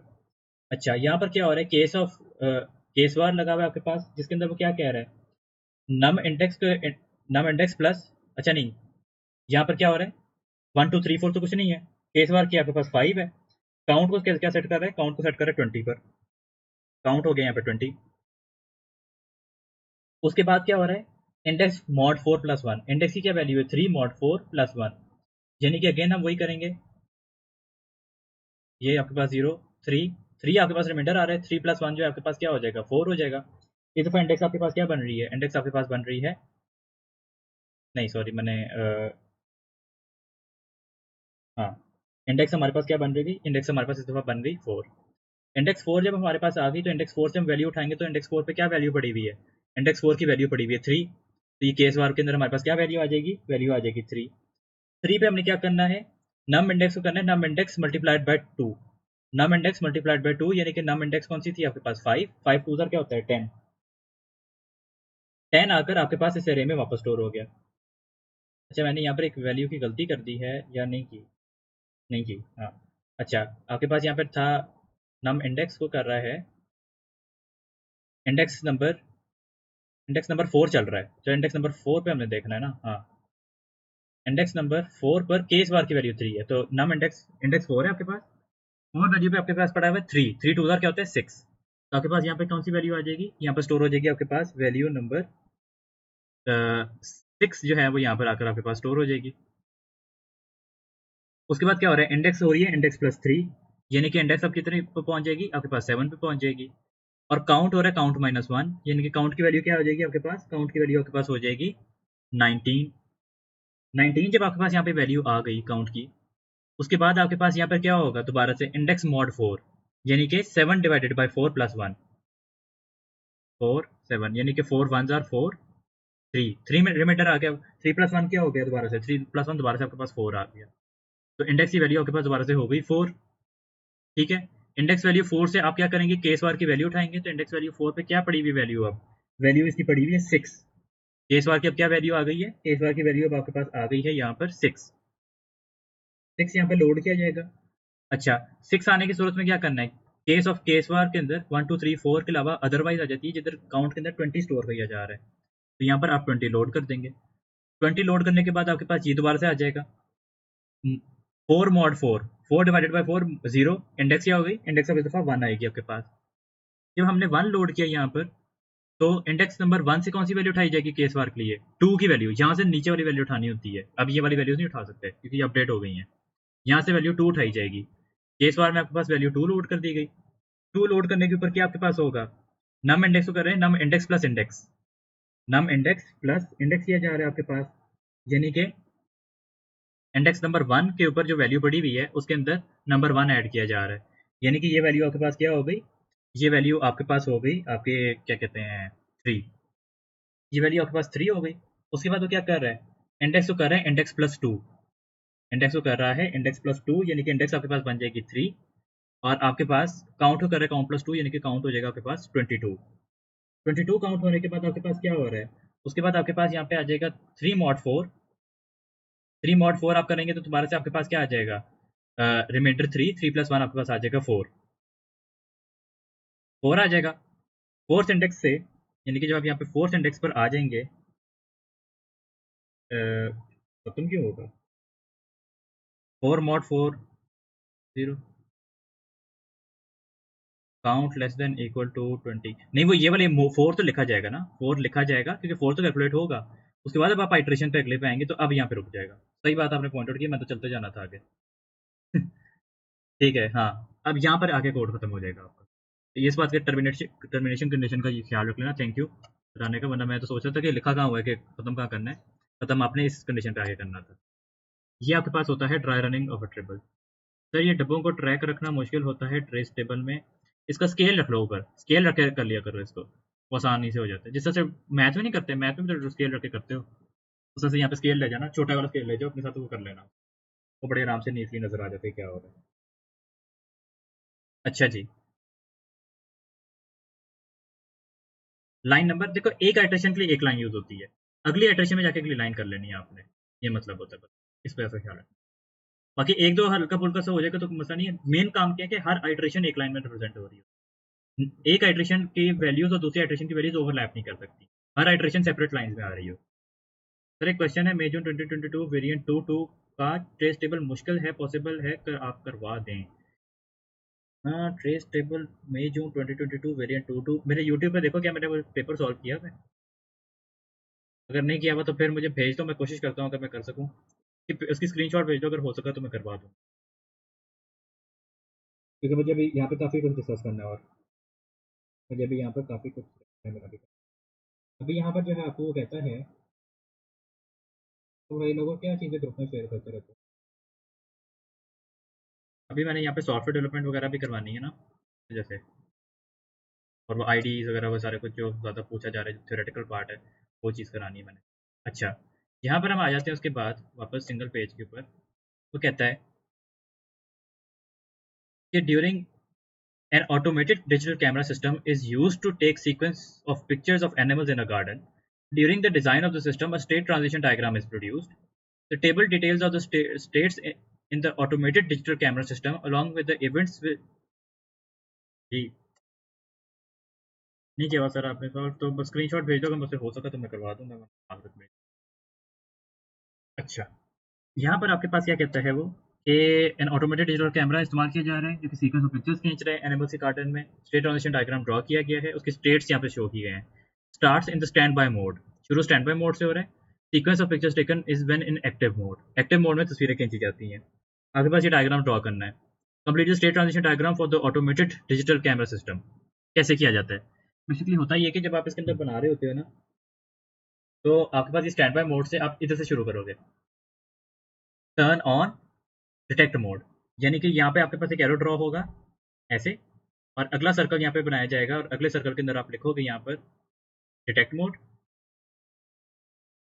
और जो इवेंट है, जो दरमियान वाली चीज़ है, वो एरो के ऊपर लिखी जाती है, टर्न ऑन। उसके बाद अगले एरो पे क्या आ जाएगा, डिटेक्ट मोड से turn off stand by mode. आप देख सकते हो कि अब क्या हो रहा है, यानी कि डिटेक्ट मोड पे जब वो ऑफ होगा तो वापस स्टैंड बाय मोड पे जाएगा, यानी कि यहाँ से वापस जा रहा है, यहाँ पे आ जाएगा आपके पास टर्न ऑफ। उसके बाद तीसरे देखो, डिटेक्ट मोड से मूवमेंट डिटेक्टेड एक्टिव मोड, यानी कि तीसरे मोड पे किसी पे जा रहा है, तो आपके पास यहाँ पर एक और एरो ड्रॉ होगा, और एक और सर्कल यहाँ पे बनाया जाएगा, जिसके ऊपर आप लिख लोगे यहाँ पर एक्टिव मोड, एक्टिव मोड, और यहाँ पर क्या हो रहा है, मूवमेंट डिटेक्टेड, मूवमेंट डिटेक्टेड। उसके बाद आपको नजर आ रहा है active mode 20 second elapsed sequence complete, यानी कि आप एक्टिव मोड में हैं, 20 मिनट्स गुजर गए हैं तो आपके पास सीक्वेंस कंप्लीट हो जाएगा। एक्टिव मोड से आपके पास यहाँ पर अगली स्टेट कौन सी है, सीक्वेंस कंप्लीट, सीक्वेंस कंप्लीट, और कंडीशन क्या थी उसकी, 20 सेकेंड्स elapsed, ठीक है। उसके बाद वो क्या कहता है, 20 सेकंड्स elapsed के बाद आपके पास अगली स्टेट कौन सी है, active mode turn off stand by mode.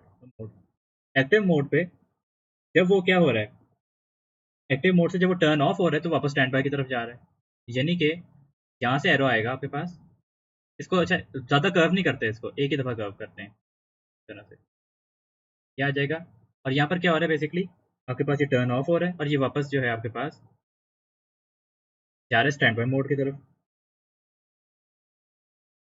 और सीक्वेंस कंप्लीट पे टाइम सेव्ड डायरेक्ट मोड, यानी कि ये यहाँ से वापस जाएगा आपके पास डायरेक्ट मोड की तरफ, तब जब यहाँ पर आपके पास टाइम सेव्ड हो जाएगा, टाइम सेव, इस तरह से आपके पास स्टेट ट्रांजिशन डायग्राम होता है। कोशिश कीजिएगा कि इसको थोड़ा सा नीटली बड़े सर्कल से ड्रॉ कर लूँ, मैं राइटिंग पैड पे इतना अच्छा ड्रॉ नहीं कर पाया, लेकिन थोड़ा सा नीट और थोड़े से बड़े सर्कल के साथ इसको बड़ा क्लियरली ड्रॉ करना है। एरोज के ऊपर ये कंडीशन लिखी जाती हैं, जो इवेंट होता है वो एरो के ऊपर लिखा जाता है, और एक से जो दूसरी स्टेट होती है वो सब सर्कल में ड्रॉ की जाती है आपके पास।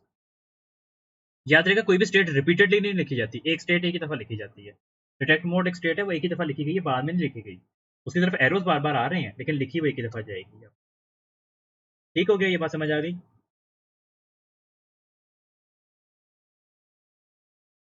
कोई क्वेश्चन किसी का?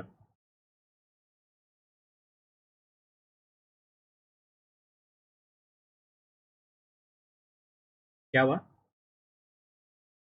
कितने मार्क्स है? हाँ फ्री के तो मार्क्स है, हाँ वो तो है, ये अमूमन 4-5 मार्क्स का होता है, 4-5 मार्क्स का ये होता है, और बहुत सिंपल होता है, सारा कुछ लिखा होता है, सिर्फ डायग्राम ड्रॉ करनी है आप। मैं इसलिए तो कहता हूँ यार, आप लोग हमेशा पेपर वन के रटों पे बिलीव कर रहे होते हो, पेपर वन के रटों पे ना बिलीव किया करें, आप लोग अपनी इस तरह की प्रॉब्लम सॉल्विंग बड़ी जल्दी डेवलप हो जाती है, और नंबर आपको इसमें मिलते हैं पेपर टू में। नंबर जितने आपको मिलते हैं, अगर आप लोग कॉम्पोजिट दे रहे हैं तो कॉम्पोजिट वाले बच्चों की किस्मत बड़ी अच्छी होती है कि उनके पास पेपर थ्री होता है। पेपर टू और पेपर थ्री पे फोकस रखा करें, स्टूडेंट्स पे बड़े आराम से ज़्यादा अच्छे नंबर ले जाएंगे। पेपर वन और पेपर फोर पे आप लोग फोकस करते हैं कि पाइथन आसान होगी और साथ थ्योरी आसान होगी, बिल्कुल बिल्कुल उलट के ऐसा ना कि उससे पेपर टू और पेपर थ्री आसान हो। अच्छा, उसके बाद आपके पास यहाँ पर एक और क्वेश्चन गिवन है, ये वाला जिसके अंदर की ये डायग्राम ड्रॉ हुई हुई है पहले से। A different part of the program is represented by the following state transition diagram, ये सारी बनी हुई है, हमें कोई गर्ज नहीं है कि ये क्या कर रहा है। वो कह रहे हैं कि assume that the current state of each row is given by the next state on the previous row. Next state ये इसकी current state है। For example, first input A is made when state was S1. If there is no output of the given transition, then the output cell should contain none. The first row has been completed. अच्छा, यहाँ पर input output जब दोनों होते हैं ना, जब दो स्टेट्स होती हैं, तो एक पहले इस तरह से लिखी जाती है, दरमियान में लाइन ड्रॉ करके फिर दूसरी स्टेट लिखी जाती है, अगर दो ट्रांजिशन हो। जी जी, एडीटीज तो आपके हो गए हुए हैं, किससे का नहीं हुए हुए। पिछला कल वाला लेक्चर नहीं लिया था, आप भाग गए थे, तो भाईजान कल हो गए थे तो मैं आज दोबारा कराने हैं। कल मत, पता नहीं कहाँ से आ जाते हैं। अच्छा, आपके पास जो है, मजाक कर रहा था क्या? अच्छा, आपके पास जो है ये डायग्राम जो है कंप्लीट करना है हमने, तो कैसे किया जाएगा, ये यहाँ से स्टार्ट से हम शुरू करेंगे। कर दो भाई, मुझे क्या क्या जा रहा है, मैं पैसे नहीं लिए वैसे। अच्छा, आपके पास जो है यहाँ पे आ जाता है स्टार्ट, फिर S1, वो चला भी गया, तो भैया मजाक कर रहा था, वापस आ जाओ।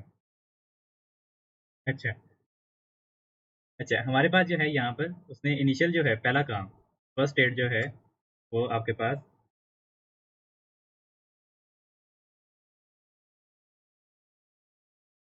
तो लीव भी कर गया साथ ही। अच्छा यार, अच्छा आपके पास यहाँ पर गिवन है इनपुट ए नन, और उसके बाद S3, आपके पास पहले S1 पे था, आपके पास S1 के बाद क्या हुआ, S1 के बाद आया इनपुट ए नन और S3 पे चला गया। इनपुट ए S3, कोई आउटपुट नहीं था आपके पास। अच्छा, उसके बाद S3 के ऊपर क्या हो रहा है, S3 के ऊपर उसने कहा हुआ है कि आउटपुट W और वापस S3 की तरफ जा रहा है। तो यहाँ पर आपको क्या नजर आएगा कि आपके पास इनपुट A था, जब आपके पास S3 पर इनपुट किया जाएगा A और आउटपुट आ जाएगा आपके पास W, तो वापस ही चला जाएगा S3 पर, वापस ही चला जाएगा आपके पास S3 के ऊपर। उसके बाद आपके पास अगली चीज कौन सी है, S3 के ऊपर अगर हम दोबारा से देखते हैं, तो जब इनपुट B करते हैं तो ये चला जाता है S2 के ऊपर, यानी कि जब आप S3 के ऊपर इनपुट करेंगे अपने पास B, तो कोई आउटपुट नहीं आएगा उसके ऊपर और ये चला जाएगा आपके पास S2 की तरफ। S2 पे देखो, अब S2 पे क्या हो रहा है, S2 पे इनपुट B करते हैं तो ये S5 की तरफ चला जाता है। S2 की तरफ जब हम इनपुट B करते हैं तो कोई आउटपुट नहीं आता हमारे पास अगेन, और ये चला जाता है S5 की तरफ।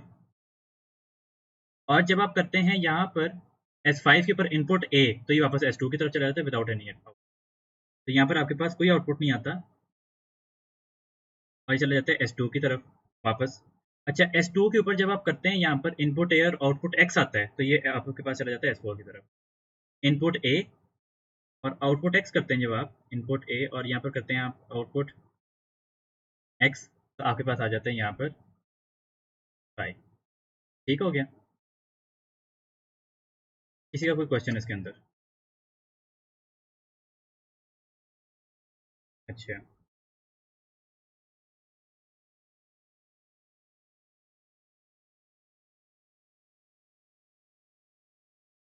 कोई क्वेश्चन, कोई कंफ्यूजन इसके अंदर?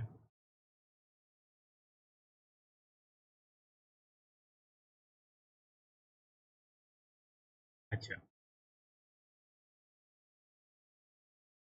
ठीक हो गया। उसके बाद जो है आपके पास आ जाता है अगली चीज़, which are basically structure charts. Structure chart के यहाँ पर आपके पास दो क्वेश्चन बने हैं। सबसे पहले स्ट्रक्चर चार्ट का यहाँ क्वेश्चन है आपके पास, ये सारा स्ट्रक्चर चार्ट ड्रॉ हुआ है पहले का। अच्छा, यहाँ स्ट्रक्चर चार्ट का जो है ना, बेसिकली पहले स्ट्रक्चर समझ लें कि स्ट्रक्चर चार्ट का आपके पास ड्राइंग क्या होती है आपके पास, और स्ट्रक्चर चार्ट्स कर क्या रहे होते हैं। इसके अंदर जो है आपके पास बेसिकली जो स्ट्रक्चर चार्ट्स होते हैं, इधर एक्सप्लेन करूँ स्ट्रक्चर चार्ट को, यहाँ कर लेते हैं।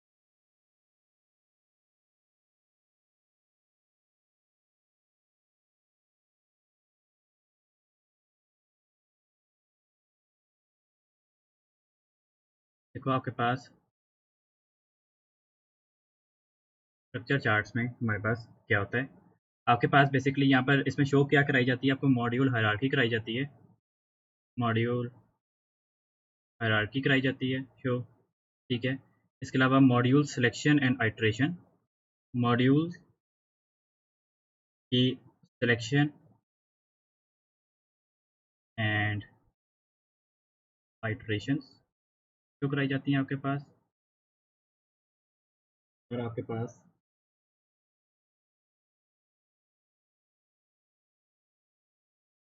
और तीसरी चीज़ जो आपके पास यहाँ पे शो कराई जाती है, वो यहाँ पे शो करा रहे होते हैं यहाँ पर मॉड्यूल हायरार्की, मॉड्यूल सिलेक्शन और आइट्रेशन। और तीसरी जो चीज़ आपके पास शो कराई जाती है वो होती है आपके पास पैरामीटर पासिंग। पैरामीटर पासिंग जो होती है आपके पास स्ट्रक्चर चार्ट्स में शो कराई जाती है। अच्छा, आपके पास यहाँ पर पैरामीटर पासिंग किस तरह से शो कराई जाती है, ये चीज़ देख लेते हैं। पैरामीटर पासिंग में आपके पास यहाँ पर अगर एक ऐसा एरो ड्रॉ हुआ हुआ हो, तो ये आपके पास एक नॉर्मल डेटा टाइप के लिए ड्रॉ किया जाता है, नॉर्मल डेटा टाइप। और ये पैरामीटर पास हो रहे हैं आपके पास बाय वैल्यू। अगर आपके पास यही सर्कल के साथ ये सर्कल शेडेड हो यहाँ पर, तो ये आपके पास बेसिकली बूलियन डेटा टाइप होती है, और ये होती है आपके पास बाय रेफरेंस। ठीक है, उसके बाद अगर हम बात करते हैं यहाँ पर कि अगर हमारे पास पैरामीटर पासिंग यहाँ पर एज इस तरह से बनाई गई हो, तो ये भी बेसिकली आपके पास नॉर्मल डेटा टाइप है, बट ये आपके पास, सॉरी बाय रेफरेंस मैंने लिख दिया इधर नीचे, ये भी आपके पास बाय वैल्यू है। ये आपके पास बाय वैल्यू है, ठीक है, ये आपके पास बाय रेफरेंस है, ठीक है। और अगर आपके पास कोई बूलियन है जिसको कि आपने रिप्रेजेंट करना है बाय रेफरेंस, उसके लिए भी आपके पास ये सर्कल जो होता है ये शेडेड होता है, ये आपके पास आ जाएगा बूलियन बाय रेफरेंस, ठीक है। इस तरह से ये ड्रॉ किया जाता है। ये चार जो है आपके पास पैरामीटर पासिंग के लिए डायग्राम्स होते हैं। उसके अलावा अगर आपको यहाँ पे डायमंड शो हो रहा हो कहीं पर, तो डायमंड का मतलब ये होता है कि ये जो है आपके पास स्ट्रक्चर चार्ट्स के अंदर डायमंड का क्या मतलब होता है कि ये रिप्रेजेंट करा रहा होता है बेसिकली ये आपका सिलेक्शन। सिलेक्शन क्या मतलब ए स्ट्रक्चर या एफ एल्स। जबकि अगर आपके पास एरो ये बना हुआ हो, ये एरो बना हो, तो ये आपके पास शो करा रहा होता है आइटरेशन। आइटरेशन ये शो करा रहा होता है, ठीक हो गया। अब इस सारी चीज़ को याद रखते हुए हमने अब ये ऊपर वाले क्वेश्चन करने हैं। आपको ये क्वेश्चन गिवन है कि स्टडी स्ट्रक्चर चार्ट, ये नजर आ रहा है कि सिलेक्शन हुई हुई है, यहाँ पे पैरामीटर पासिंग काफी सारे उसने कराए हुए हैं, हमें कोई फर्क नहीं पड़ता कि यहाँ पे ये सारे मॉड्यूल्स क्या काम कर रहे हैं। R and V are type of integer, R और वी की टाइप इंटीजर बताई गई है। T is of type real, T की टाइप रियल बताई गई है। U is type string, U type string का है। और W is type Boolean, W जो है आपके पास टाइप बूलियन का है। Some of the modules in the structure chart are functions, other are procedures. कुछ मॉड्यूल्स फंक्शन है, कुछ मॉड्यूल्स प्रोसीजर्स हैं। उसने कहा है कि explain one difference between function and procedure. तो यहाँ पर आप बेसिकली लिख सकते हैं कि function returns a value, procedure does not. Function returns a value,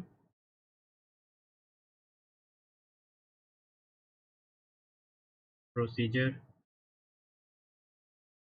does not। ठीक हो गया। उसके बाद जो है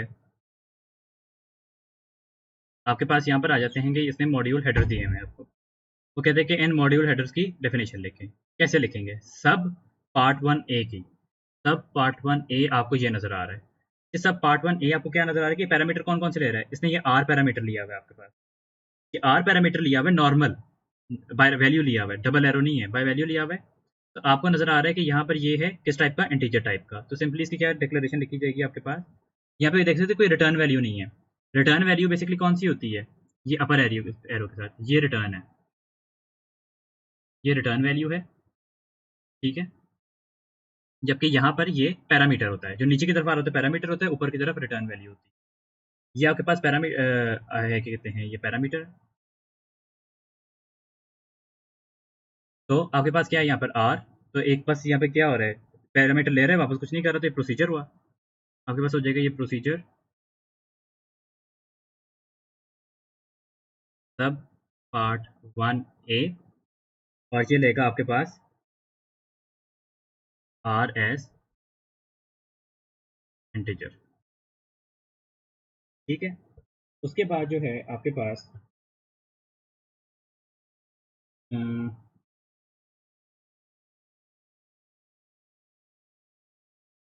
एक सेकेंड,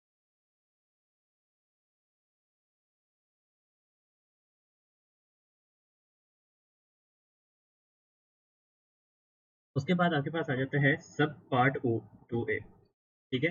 यहाँ पर आपके पास सब पार्ट टू ए मौजूद है, जिसके अंदर आप देख रहे हैं कि आपके पास एक वैल्यू ली जा रही है और एक रिटर्न की जा रही है। रिटर्न की टाइप क्या है, बूलियन है। एक वैल्यू टी आ रही है और ये जा रही है आपके पास। तो सिंपली यहाँ पे क्या आ जाएगा आपके पास, ये आपके पास बन जाएगा फंक्शन, क्योंकि वैल्यू रिटर्न कर है, फंक्शन सब पार्ट टू ए। आपके पास ये ले रहा है आपके पास क्या, कौन कौन सी वैल्यू थी, टी पैरामीटर में ले रहे हैं, T is of type real उसने बताया हुआ है। तो आपके पास टी क्या आ जाएगा, टी रियल है आपके पास। और उसके अलावा जो है कि कितने ये क्या कर रहा है, रिटर्न कर रहा है आपको बूलियन, रिटर्न्स बूलियन। उसके बाद तीसरा आपको सब पार्ट थ्री ए, सब पार्ट थ्री ए दिखाया हुआ है, जिसके अंदर कि यू देखो एस आ रहा है कि यू किस तरह से आ रहा है, बाय रेफरेंस आ रहा है, डब्ल्यू बूलियन है और वी इंटीजर है। तो आपके पास आ जाएगा यहाँ पर प्रोसीजर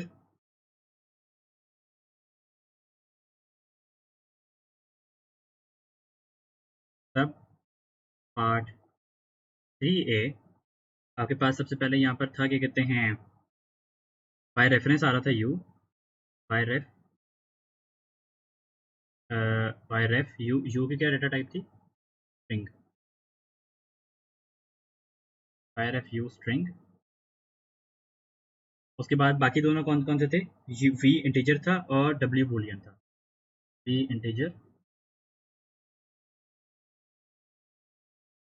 डब्ल्यू बूलियन।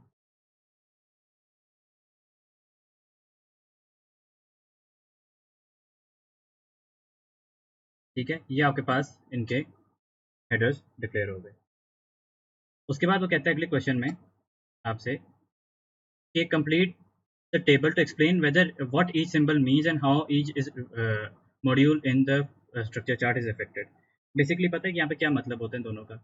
ये तो आपके पास है सिलेक्शन, सिलेक्शन है बिटवीन सब ए एंड सब बी, का मतलब है सिलेक्शन बिटवीन सब ए एंड सब बी। इसका क्या मतलब है, इस एरो का मतलब ये है कि ये आपके पास आइट्रेशन है। ये आइट्रेशन किस ऑर्डर में है, ये आइट्रेशन आपके पास इस ऑर्डर में है।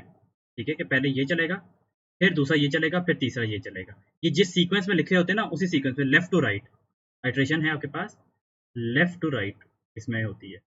ये लेफ्ट साइड वाला सबसे पहले चलता है, राइट साइड वाला सबसे आखिर में चलता है, जब आपके पास यहाँ पर आइट्रेशन लिखी हुई होती है। ठीक हो गया, स्ट्रक्चर चार्ट ये वाला समझ आ गया आप लोगों को, कोई सवाल किसी का इसमें?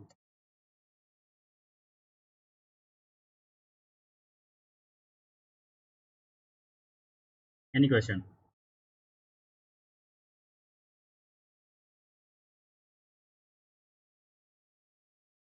जी इसी तरह के सवाल होते हैं, या आपको ये ड्रॉ करने को आ जाएगा। ठीक है, वो उसमें भी बेसिकली ड्राइंग भी बेसिकली इसी तरह से ही होती है उसकी, कोड बेसिकली इसने मेंशन किया हुआ होता है, या ये इस तरह से कंप्लीट करने को आ जाएगा आपको। ये तो बिल्कुल बेसिक्स है, इसमें कोई ज़्यादा मसले वाली बात ही कोई नहीं है। उसके बाद हमारे पास flow chart, structure chart, state transition diagrams हो गए। उसके बाद कौन कौन सी चीज़ें थी, उसके बाद जो चीज़ें थी हमारे पास वो थी बस वो सॉफ्टवेयर डेवलपमेंट की थ्योरी रह गई है हमारे पास, लाइफ साइकिल्स वगैरह, आईडीज रह गई, सॉफ्टवेयर टेस्टिंग रह गए। उसको डिस्कस कर लेते हैं। हमारे पास चलिए, मेरे पास काफ़ी टाइम है अभी, काफ़ी टाइम नहीं है। देखो आपके पास सबसे पहले स्टेजेस ऑफ डेवलपमेंट आ जाती हैं। स्टेजेस ऑफ डेवलपमेंट में आपके पास है investigating problem and issues, sorry analysis. सबसे पहले स्टेज है आपके पास एनालिसिस, जिसके अंदर बेसिकली इन्वेस्टिगेशन होती है प्रॉब्लम एंड इश्यूज।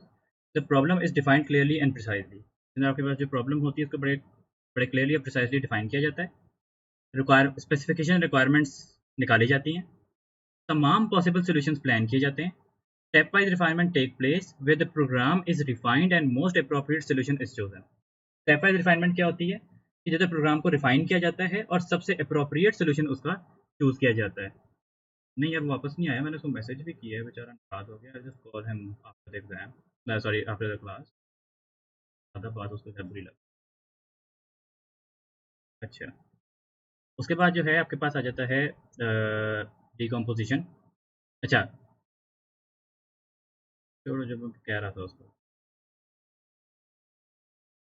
आपके पास क्या होता है कि stepwise refinement take place where program is defined and the most appropriate solution is chosen. आपके पास क्या होता है कि जब आप यहाँ पे कर रहे होते हैं स्टेप वाइज रिफाइनमेंट, क्या होती है कि जिसके अंदर के आपके पास प्रोग्राम को रिफाइन किया जाता है और सबसे ज़्यादा अप्रोप्रिएट सॉल्यूशन जो होता है उसका चूज़ किया जाता है। और आपके पास डिकम्पोजिशन क्या होती है, decomposition is basically breaking down a problem और task into smaller parts in order to understand it and make it easier to solve. Decomposition क्या है आपके पास कि किसी प्रॉब्लम को ब्रेक डाउन करना इन टू स्मॉलर पार्ट्स ताकि उसको समझना आसान हो और उसको सॉल्व करना आपके लिए ईजी हो। It also help formation of modules, formation of modules में भी हेल्प कर रही होती है, कितने फंक्शन और सब रूटीन आपको बनाने चाहिए, वो चीज़ भी आपके पास इस तरह से एक्सट्रैक्ट की जाती है। A larger problem is broken down into smaller parts also enables team to work on it। जब आप एक बड़ी प्रॉब्लम को छोटे हिस्सों में ब्रेक कर लेते हो तो उस वजह से आप जो हो क्या कहते हैं उसके ऊपर टीम भी काम कर सकती है और it is then easier to program test and maintain. जैसे टेस्टिंग प्रोग्राम की मेंटेनेंस, उसकी प्रोग्रामिंग जो है वो आपके पास जो होती है ईजी हो जाती है। सेकंड स्टेज जो आ जाती है आपके पास, वो उसकी डिज़ाइन स्टेज होती है। डिज़ाइन स्टेज क्या होती है कि डिसीजंस आर मेड। इसके अंदर क्या होता है आपके पास कि आपके पास structure charts, data structures, flow charts, modules and libraries, user interface, choice of programming language और प्रेफर्ड आईडीई, आपके पास इस पर चूज़ की जाती है। अच्छा, वो आईडीई के फीचर्स के ऊपर आप पूछ रहे थे कि सर आईडीई के कौन-कौन से फीचर्स होते हैं, इसमें मौजूद हैं? तो इस वाले में नहीं है। तो बेसिकली आपके पास जो है 3 फीचर्स ऑफ आईडीई जो कॉमनली पूछे जाते हैं, उसमें बेसिकली आपके पास ऑटो इंडेंट होता है, ठीक है? ऑटो इंडेंट होता है, प्रिटी प्रिंट होता है, उसके अलावा आपके पास ऑटो करेक्ट होता है, उसके अलावा जो है आपके पास क्या होता है, कोलैप्सिंग ब्लॉक्स होते हैं, कोलैप्सिंग, ये आपके पास फीचर्स होते हैं डिफरेंट आईडीज़ के। आप ये अगेन रिवाइज़ कर सकते हो फ्रॉम पेपर 1 नोट्स, उनकी मैं स्क्रीनशॉट एक सेकंड में दिखा देता हूँ आपको नोट्स में से।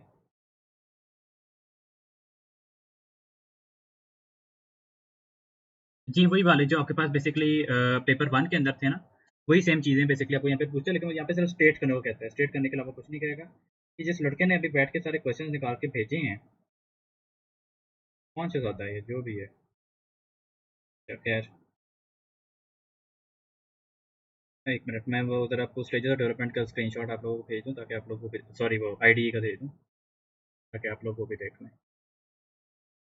अ,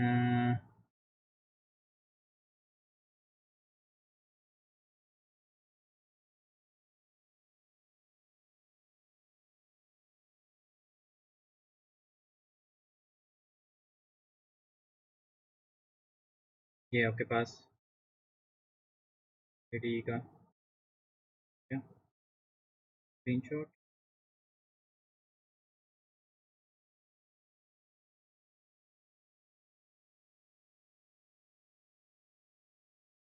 सर आप सारे वही तो यार भाई, पढ़ाई करो सेम कॉलेज से, फिर पास आउट हो जाने सारे प्रॉफिट में। एक मिनट, ये आ गया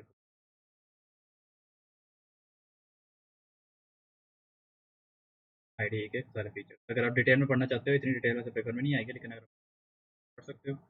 उसके बाद आपके पास आ जाता है कि decision are made regarding the data structures, जो जो डेटा स्ट्रक्चर आपने यूज़ करने हैं वो, फ्लो चार्ट्स के मुताबिक मॉड्यूल्स एंड लाइब्रेरीज कौन कौन सी यूज़ होंगी वो, यूज़र इंटरफेस क्या बनाया जाएगा वो यहाँ पे डिज़ाइन किया जाता है, चॉइस ऑफ प्रोग्रामिंग लैंग्वेज कौन सी लैंग्वेज में लिखा जाएगा वो, और आईडी यहाँ पे फाइनलाइज की जाती है। एक आइडेंटिफायर टेबल भी इस पे क्रिएट किया जाता है, और आइडेंटिफायर टेबल में क्या होता है आपके पास, नेम ऑफ आइडेंटिफायर या variables, purpose of variables, example data values, size of data structures और कॉन्स्टेंट्स। ये 5 चीज़ें जो होती हैं आपके पास आइडेंटिफायर टेबल में स्टोर हुई हुई होती हैं जब आपके डिज़ाइन स्टेज पे ये चीज़ें बनाई जा रही होती हैं। नेक्स्ट आ जाती है आपके पास कोडिंग की stage. At the stage a high level programming language is finalised. आपके पास एक हाई लेवल प्रोग्रामिंग लैंग्वेज यानी कि पाइथन टाइप सी वगैरह फाइनलाइज की जाती है, which is best suitable to solve the problem. Problem के मुताबिक बेस्ट लैंग्वेज ली जाती है। फिर actual programming of the module और the complete program code starts. Proper जो प्रोग्रामिंग का हिस्सा है वो कोडिंग की स्टेज पर आपके पास हो रहा होता है। उसके बाद आ जाती है चौथी स्टेज, टेस्टिंग की। It is tested that whether the program serves the original purpose, does it contains any error and what improvements are required। आपके पास टेस्टिंग में क्या होता है कि आपका जो प्रोग्राम है वो अपना ओरिजिनल पर्पस सर्व कर रहा है, क्या वो वैसा ही बना है जैसा वो चाह रहे थे आप, क्या उसमें कोई एरर्स मौजूद हैं, और कौन कौन सी इंप्रूवमेंट्स मुमकिन है। उसकी वजह से आपके पास डिफरेंट टाइप्स ऑफ टेस्टिंग होती हैं। सबसे पहले आपके पास होती है stub testing, where a stub of each module is made, where it returns an output a test value for the complete of testing of incomplete codes। आपके पास फॉर एग्जांपल एक कोड है पूरा जिससे यूज करना था मॉड्यूल जी। Module जी जो था वो पैरामीटर में लेता था एक स्ट्रिंग str1 और रिटर्न करता था आपको ट्रू या फॉल्स, ठीक है। अच्छा, आपके पास बिलफर्ज से कोड नहीं लिखा हुआ, मॉड्यूल जी का कोड नहीं लिखा और बाकी सारा कोड लिखा गया। मॉड्यूल जी आपके पास मौजूद नहीं है, लेकिन अब बाकी सारा कोड आप टेस्ट करना चाहते हो मॉड्यूल जी के बगैर, कैसे किया जाएगा। आपके पास बेसिकली मॉड्यूल जी का एक स्टब बनाया जाएगा, एक फेक मॉड्यूल बनाया जाएगा जो कि हर सूरत आपको करेक्ट रिटर्न वैल्यू दे रहा होगा, जो आपको हर दफ़ा एक टेस्ट वैल्यू, आपकी एक्सपेक्टेड वैल्यू जो थी वो आपको रिटर्न कर रहा होगा हर दफ़ा, कोई चेंज ही नहीं आएगा उसके अंदर, जिसकी वजह से आप बाकी सारा कोड टेस्ट कर सकते हो कि बाकी सारा काम कर रहा है या नहीं। एक्सपेक्टेड वैल्यू मैनुअली एंटर करने के तरीके को आप स्टब टेस्टिंग किया जाता है। फॉर एग्जांपल कि किसी मॉड्यूल की जो रिटर्न वैल्यू है वो आप फिक्स कर देते हो उसके स्टब में, स्टब मतलब फेक मॉड्यूल, वो फेक मॉड्यूल जो है बनाते हो उसका, और उसके अंदर जो है वो वैल्यू डाली जाती है ताकि आप जो है क्या कहते हैं वो उस बाकी सारे इनकम्प्लीट प्रोग्राम को टेस्ट कर सकें। उसके बाद आ जाती है आपके पास black box testing. Black box testing के अंदर क्या होता है कि टेस्टिंग होती है where the person is unaware of the program source code. जो टेस्टर होता है ना उसको पता ही नहीं होता कि कोड में क्या लिखा हुआ है आपके पास। उसको सिर्फ रेंज ऑफ वैल्यूज बताया जाता है। For example extreme values, boundary values, normal values उसको बताई जाती हैं, और वो उनको डाल डाल के चेक करता है कि कोड आपका ठीक काम कर रहा है या नहीं कर रहा। ठीक है। फॉर एग्जांपल एक पॉसिबल रेंज है कि आपके पास 18 से लेकर 99 इंक्लूसिव रेंज जो है ना वर्किंग है। अब क्या करेगा ब्लैक बॉक्स टेस्टिंग में, वो इसके अंदर डालेगा 18 डालेगा, 90 99 डालेगा, 79 डालेगा, 29 डाल देगा, 33 डाल देगा, इस तरह की डिफरेंट वैल्यूज डाल डाल के चेक करके कह देगा ठीक। व्हाइट बॉक्स टेस्टिंग में क्या होता है, ब्लैक बॉक्स टेस्टिंग के आफ्टर होती है कि जब प्रोग्रामर जो है खुद से टेस्ट करता है कोड को, और वो ऐसी वैल्यूज डालता है जो कि हर aspect of the source code run करेगी। यानी कि वो 18 से लेकर 99 तक हर वैल्यू एंटर करेगा। जो व्हाइट बॉक्स टेस्टिंग में वो हर एक वैल्यू एंटर करेगा, ताकि हर एक एस्पेक्ट, हर एक पार्ट ऑफ द कोड, हर एक लाइन ऑफ द कोड, हर एक स्टेटमेंट, हर एक कंडीशन, सारी चीजें रन हो रही हो। वो व्हाइट बॉक्स टेस्टिंग होती है। उसके बाद आपके पास ड्राई रनिंग होती है कि it is a method in which each line of code is tested and output और change of variables is return to a trace table. Dry running में क्या होता है, ये जो ट्रेस टेबल हमने भी किया था कि हर लाइन ऑफ कोड टेस्ट की जाती है, और आउटपुट्स और चेंज ऑफ वेरिएबल्स जो है वो एक ट्रेस टेबल पे लिखे जाते हैं, जिसकी वजह से आप वर्किंग ऑफ कोड को बेहतर समझ पाते हैं। इसको वॉक थ्रू मेथड भी कहा जाता है। इस पूरी चीज को आपके पास वॉक थ्रू मेथड भी कहा जाता है। उसके बाद क्या चीज, व्हाइट बॉक्स। जी, व्हाइट बॉक्स में बेसिकली आपके पास क्या होता है कि आपके पास ब्लैक बॉक्स टेस्टिंग के अंदर आपके पास व्हाइट बॉक्स टेस्टिंग आती है, जिसके अंदर के हर पॉसिबल रेंज ऑफ वैल्यू चलाई जाती है। हर एक वैल्यू जो आपके पास रेंज में फॉल करती हो, हर एक एक्सपेक्टेड अनएक्सपेक्टेड वैल्यूज सारी दी जाती है, ताकि चेक किया जा सके प्रोग्राम किस तरह से रिस्पॉन्ड कर रहा होगा आपके। क्योंकि प्रोग्रामर को तो पता है ना कि कोड क्या लिखा हुआ है, तो वो हर एक वो वैल्यू डालते हैं जो कि डिफरेंट कंडीशंस रन कर सके कोड की, और हर एस्पेक्ट ऑफ द कोड आपका रन हो रहा हो। ठीक हो गया। उसके बाद आपके पास आ जाती है इंटीग्रेटेड टेस्टिंग। इंटीग्रेटेड टेस्टिंग में क्या होता है कि after every module is checked all the modules are combined together as a single code and tested. आपके पास पहले तो मॉड्यूल्स को इंडिविजुअली टेस्ट किया जा रहा था, जो ऊपर वाले ऐसे थे, इसमें मॉड्यूल्स इंडिविजुअली टेस्ट हो रहे थे। इंटीग्रेटेड टेस्टिंग में तमाम मॉड्यूल्स को साथ जोड़ दिया गया है एज अ सिंगल कोड, और फिर चेक किया जाता है। अल्फा टेस्टिंग क्या होती है, alpha testing basically software house के अंदर टेस्ट होती है प्रोफेशनल सॉफ्टवेयर टेस्टर्स की तरफ से, before it is being release to the customer. Customers को रिलीज करने से पहले जो है वो टेस्ट किया जाता है सॉफ्टवेयर हाउस के अंदर, उसे अल्फा टेस्टिंग कहते हैं। उसके बाद यूजर एक्सेप्टेंस टेस्टिंग आती है। ये टेस्टिंग की जाती है ऑफ दो software made for specific customer. एक खास कंपनी के लिए जो सॉफ्टवेयर बनाया जाता है, ये उसकी टेस्टिंग को यूजर एक्सेप्टेंस टेस्टिंग से गुजारा जाता है। इस अंदर क्लाइंट सारी रिक्वायरमेंट्स को चेक करता है, और उसकी वर्किंग को चेक करता है, और कंप्लीशन डॉक्यूमेंट साइन कर देता है, ताकि प्रोजेक्ट कंप्लीट मार्क कर दिया जाए। इसे यूजर एक्सेप्टेंस टेस्टिंग कहा। बेटा टेस्टिंग क्या होती है, बेटा testing is done for a software program that will be released in public. ये उन सॉफ्टवेयर पे की जाती है जिसमें कि आपके पास सॉफ्टवेयर पब्लिक में रिलीज होगा। An early version of the software, known as the beta program, is given to limited number of potential users who try and test the program and report errors, improvements on any bugs. Beta version public में release करना, ताकि आपके पास errors और bugs वगैरह report हो जाए, उसे बेटा टेस्टिंग।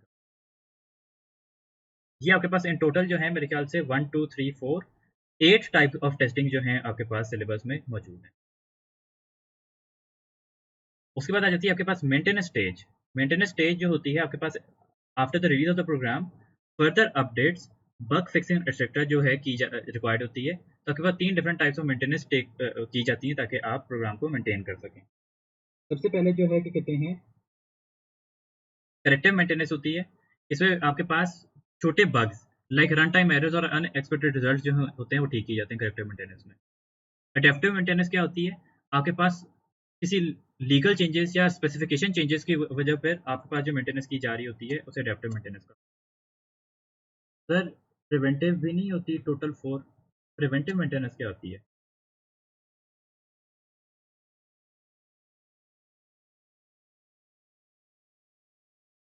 मुझे नहीं आइडिया। परफेक्टिव होगी वो,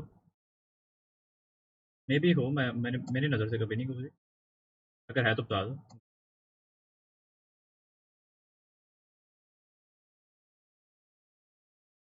अच्छा खैर भाई, ये तीन तो करो ना,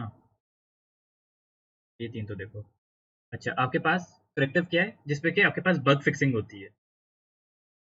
एडेप्टिव क्या है, जिसके अंदर के अमेंडमेंट्स बनाई जाती हैं प्रोग्राम को ताकि उसकी फंक्शनैलिटी एनहांस कर सकें किसी स्पेसिफिकेशन या लीगल चेंज के ऊपर, जैसा कोई नया ऑपरेटिंग सिस्टम वर्जन आया है या कोई नया लॉ में चेंज आया है तो उसके ऊपर।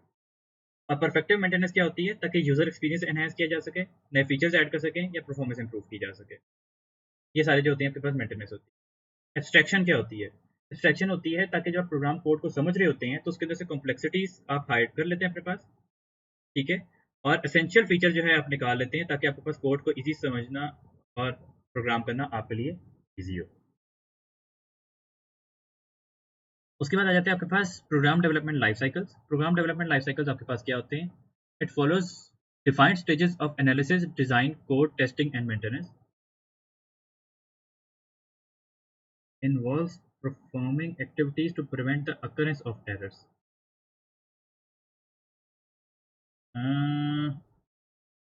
मेरी नज़र से एक चीज़ कभी नहीं गुजरी, अगर आप याद रखना चाहते हो तो उसको कर लो। अच्छा, आपके पास प्रोग्राम डेवलपमेंट लाइफ साइकिल में क्या होता है कि आपके पास यहाँ पर जो है एनालिसिस, डिज़ाइन, कोड, टेस्टिंग और मेंटेनेंस की स्टेजेस होती हैं। This diagram represents how every stage is completed and what is the next stage in development. Next stage in development कौन कौन सी। सबसे पहले आपके पास यहाँ पर क्या होता है, वाटरफॉल मेथड आ जाता है। वाटरफॉल मेथड में आपके पास क्या होता है कि इस तरह से बेसिकली ड्रॉ किया जाता है, एक स्टेज के बाद दूसरी, दूसरी के बाद तीसरी, तीसरी के बाद चौथी, चौथी के बाद पांचवी, और ये रिवर्स ऑर्डर में भी एक एक एरो बनाया जाता है। In waterfall method results from one stage are input to the next stage, यानी कि एक रिजल्ट, इसके जो रिजल्ट्स हैं एनालिसिस स्टेज के, ये डिजाइन स्टेज के इनपुट बन जाते हैं। Sometimes the previous stage might be left incomplete or require improvement and so back arrow is drawn in the diagram। कभी कभार ये होता है कि पीछे भी जाना पड़ जाता है जिसकी वजह से एक बैक एरो बनाया जाता है। एनालिसिस का रिजल्ट डिजाइन का इनपुट, डिजाइन का रिजल्ट कोड का इनपुट। डिजाइन ठीक नहीं था तो एक स्टेज वापस जाया जा सकता है, यहाँ पर फिर से अपडेट करके वापस आ जाएंगे, यहाँ पर करते करते वो यहाँ पर कंप्लीट करके आपके पास प्रोग्राम फाइनल हो जाता है। इसके बेनिफिट्स ये होते हैं कि it is simple to understand and implement, each stage outcomes are specified, works well for smaller projects where requirements are well understood. ये वहाँ पे सबसे अच्छा काम करता है जहाँ पर आपके पास स्पेसिफिक रिक्वायरमेंट्स बड़े क्लियरली बताई जाती हैं। जब आपके पास यहाँ पर हर स्टेज जो होती है वो one at a time complete की जाती है, जिस वजह से आपके पास क्लास तो पूरी होना है कि आपके पास each stage is completed one at a time, hence easier to manage. एक स्टेज एक दफा में कंप्लीट की जाती है, उसके बाद अगली स्टेज शुरू होती है, तो इसकी मैनेजमेंट भी ईजी होती है। इसके ड्रॉबैक्स यहाँ पे ये होते हैं कि आपके पास जब तक आप लेटर स्टेज पे नहीं पहुंच जाते, कोई वर्किंग सॉफ्टवेयर आपके पास मौजूद नहीं होता, बहुत कॉम्प्लेक्स प्रोजेक्ट्स पे काम नहीं करता, और कोई रिक्वायरमेंट्स में चेंज आए तो ये उसको भी अकोमोडेट नहीं कर सकता। और ड्यूरिंग प्रोग्रेस आप कोई जो है कि कहते हैं ड्यूरिंग डेवलपमेंट आप कोई प्रोग्रेस नहीं मेजर कर सकते इसकी कि कहाँ तक डेवलप हो गया, कितना अच्छा डेवलप हो रहा, जब तक ये फाइनल सॉफ्टवेयर नहीं बन जाता। ये जो चीज़ें हैं ना सारी की सारी ये आप बेसिकली मेमोराइज करोगे, इसके अंदर कोई बहुत ज़्यादा रॉकेट साइंस नहीं है, एज इट इज पेपर में। उसके बाद आपके पास आ जाता है iterative model. Iterative model, it does not start with the full specification or requirement. Instead, it starts with implementation of small subsets of requirement। इसमें full specification वगैरह नहीं पता होती स्टार्टिंग में, छोटे छोटे सबसेट्स की सूरत में जो है आपके पास कोड होता है जिसकी इम्प्लीमेंटेशन होती है। रिपीटेडली रिव्यू किया जाता है ताकि आपके फर्दर रिक्वायरमेंट्स उसमें ऐड की जा सकें, और करते कराते एक टाइम आ जाता है कि सॉफ्टवेयर आपका कंप्लीट हो जाता है। छोटे छोटे चीज़ों से शुरू करते हैं, कभी ये कंप्लीट किया, कभी वो कंप्लीट किया, छोटे छोटे सबसेट्स को कंप्लीट कर करके सॉफ्टवेयर बनाया जाता है। इसके बेनिफिट्स क्या होते हैं आपके पास, इसके बेनिफिट्स में आता है कि it produces a working model at early stages of development which helps finding design and functional flaws. आपके पास एक वर्किंग मॉडल जो होता है अर्ली स्टेज में आ जाता है, जिसकी वजह से आप फंक्शनल फ्लॉज और डिजाइन फ्लॉज ढूंढ सकते हैं। रिजल्ट्स बहुत जल्दी आ जाते हैं और पीरियोडिकली रिजल्ट्स आपके पास आते रहते हैं, स्टेप बाय स्टेप आता रहेगा रिजल्ट, प्रोग्रेस नजर आ रही होती है। पैरेलल डेवलपमेंट इसके अंदर हो सकती है, यानी पैरेलल काफी सारे मॉड्यूल्स एक साथ प्रोग्राम किए जा सकते हैं। प्रोग्रेस बहुत अच्छी तरह से मेजर की जा सकती है। टेस्टिंग एंड डिबगिंग ईजी होती है स्मॉलर मॉड्यूल्स की वजह से, बहुत लार्ज प्रोजेक्ट्स के लिए बड़ा सूटेबल होता है। Software is produced early which facilitates customer feedback and evaluation. Customer का फीडबैक इस पे क्योंकि अर्ली सॉफ्टवेयर आपके पास बन जाता है, जिसकी वजह से आप कस्टमर का फीडबैक भी ले सकते हैं। इसके ड्रॉबैक्स में यहाँ पे आ जाती है कि ये बड़े प्रोजेक्ट्स पे ही सिर्फ काम करता है, क्योंकि छोटे प्रोजेक्ट्स को मजीद छोटे मॉड्यूल्स में तोड़ना पॉसिबल ही नहीं होता, सिर्फ बड़े प्रोजेक्ट्स पे काम करता है। बहुत ज़्यादा रिसोर्सेज रिक्वायर्ड होते हैं इस काम को करने। इसमें डिजाइन इश्यूज कभी कभार अकर हो जाते हैं एट द एंड, क्योंकि शुरू में सारी रिक्वायरमेंट्स नहीं बताती, तो वो जो बहुत शुरू वाली चीजें होती है ना उनमें थोड़े बहुत इश्यूज पैदा हो सकते हैं। Some additional or further requirements may not be possible since the complete system is not defined। कुछ चीजें ऐसी होती हैं आपके पास जो कि आप जब तक कि कंप्लीट सॉफ्टवेयर नहीं बन गया आप उसको चेक ही नहीं कर सकते हो, तो वो चीजें नहीं ऐड हो पाती जब तक कि सॉफ्टवेयर पूरा ना हो जाए। तो उन चीज़ों की डेवलपमेंट आइटरेटिव में नहीं पॉसिबल होती। उसके बाद आ जाता है आपके पास rapid action development. Rapid action development जो होती है इसके अंदर आपके पास इस तरह से रिक्वायरमेंट्स डिफाइन की जाती हैं, मॉड्यूलाइजेशन होती है, हर काम को छोटे-छोटे मॉड्यूल में तोड़ दिया जाता है। हर मॉड्यूल की सेपरेटली होती है analysis, design, code and testing. Analysis, design, code, test, analysis, design, code, test और वापस में उनकी इंटीग्रेशन होती है और फिर मेंटेनेंस शुरू हो जाती है। इसमें क्या होती है कि आपके पास एक प्रोटोटाइप की तरह का ये एक सिंगल सॉफ्टवेयर वंस बनाया जाए आपके पास। क्या किया जाता है कि program is broken down into modules. Program को छोटे-छोटे मॉड्यूल में तोड़ दिया जाता है और हर मॉड्यूल के ऊपर सेपरेटली काम किया जाता है, पैरेलल में।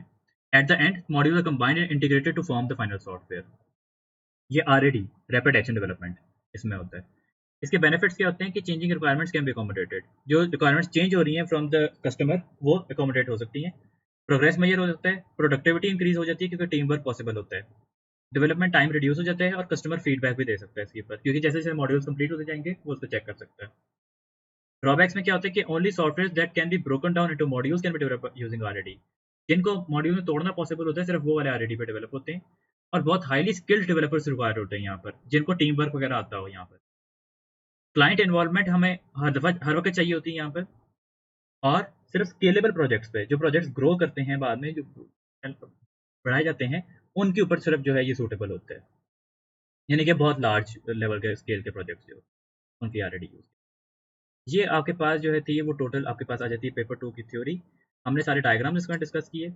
शुरू से अगर हम बात करें, हमने पैरामीटर पासिंग, फंक्शन, प्रोसीजर सारा कुछ सर्च किया। वर्कशीट्स के ऊपर state transition diagram, trace table, flow chart, structure chart सारे डिस्कस किए। और आपके पास यहाँ पर सॉफ्टवेयर डेवलपमेंट की भी कर ली। और आपके पास जो आईडीज़ थी उनकी मैंने स्क्रीनशॉट आप लोगों को ग्रुप में शेयर कर दी हुई।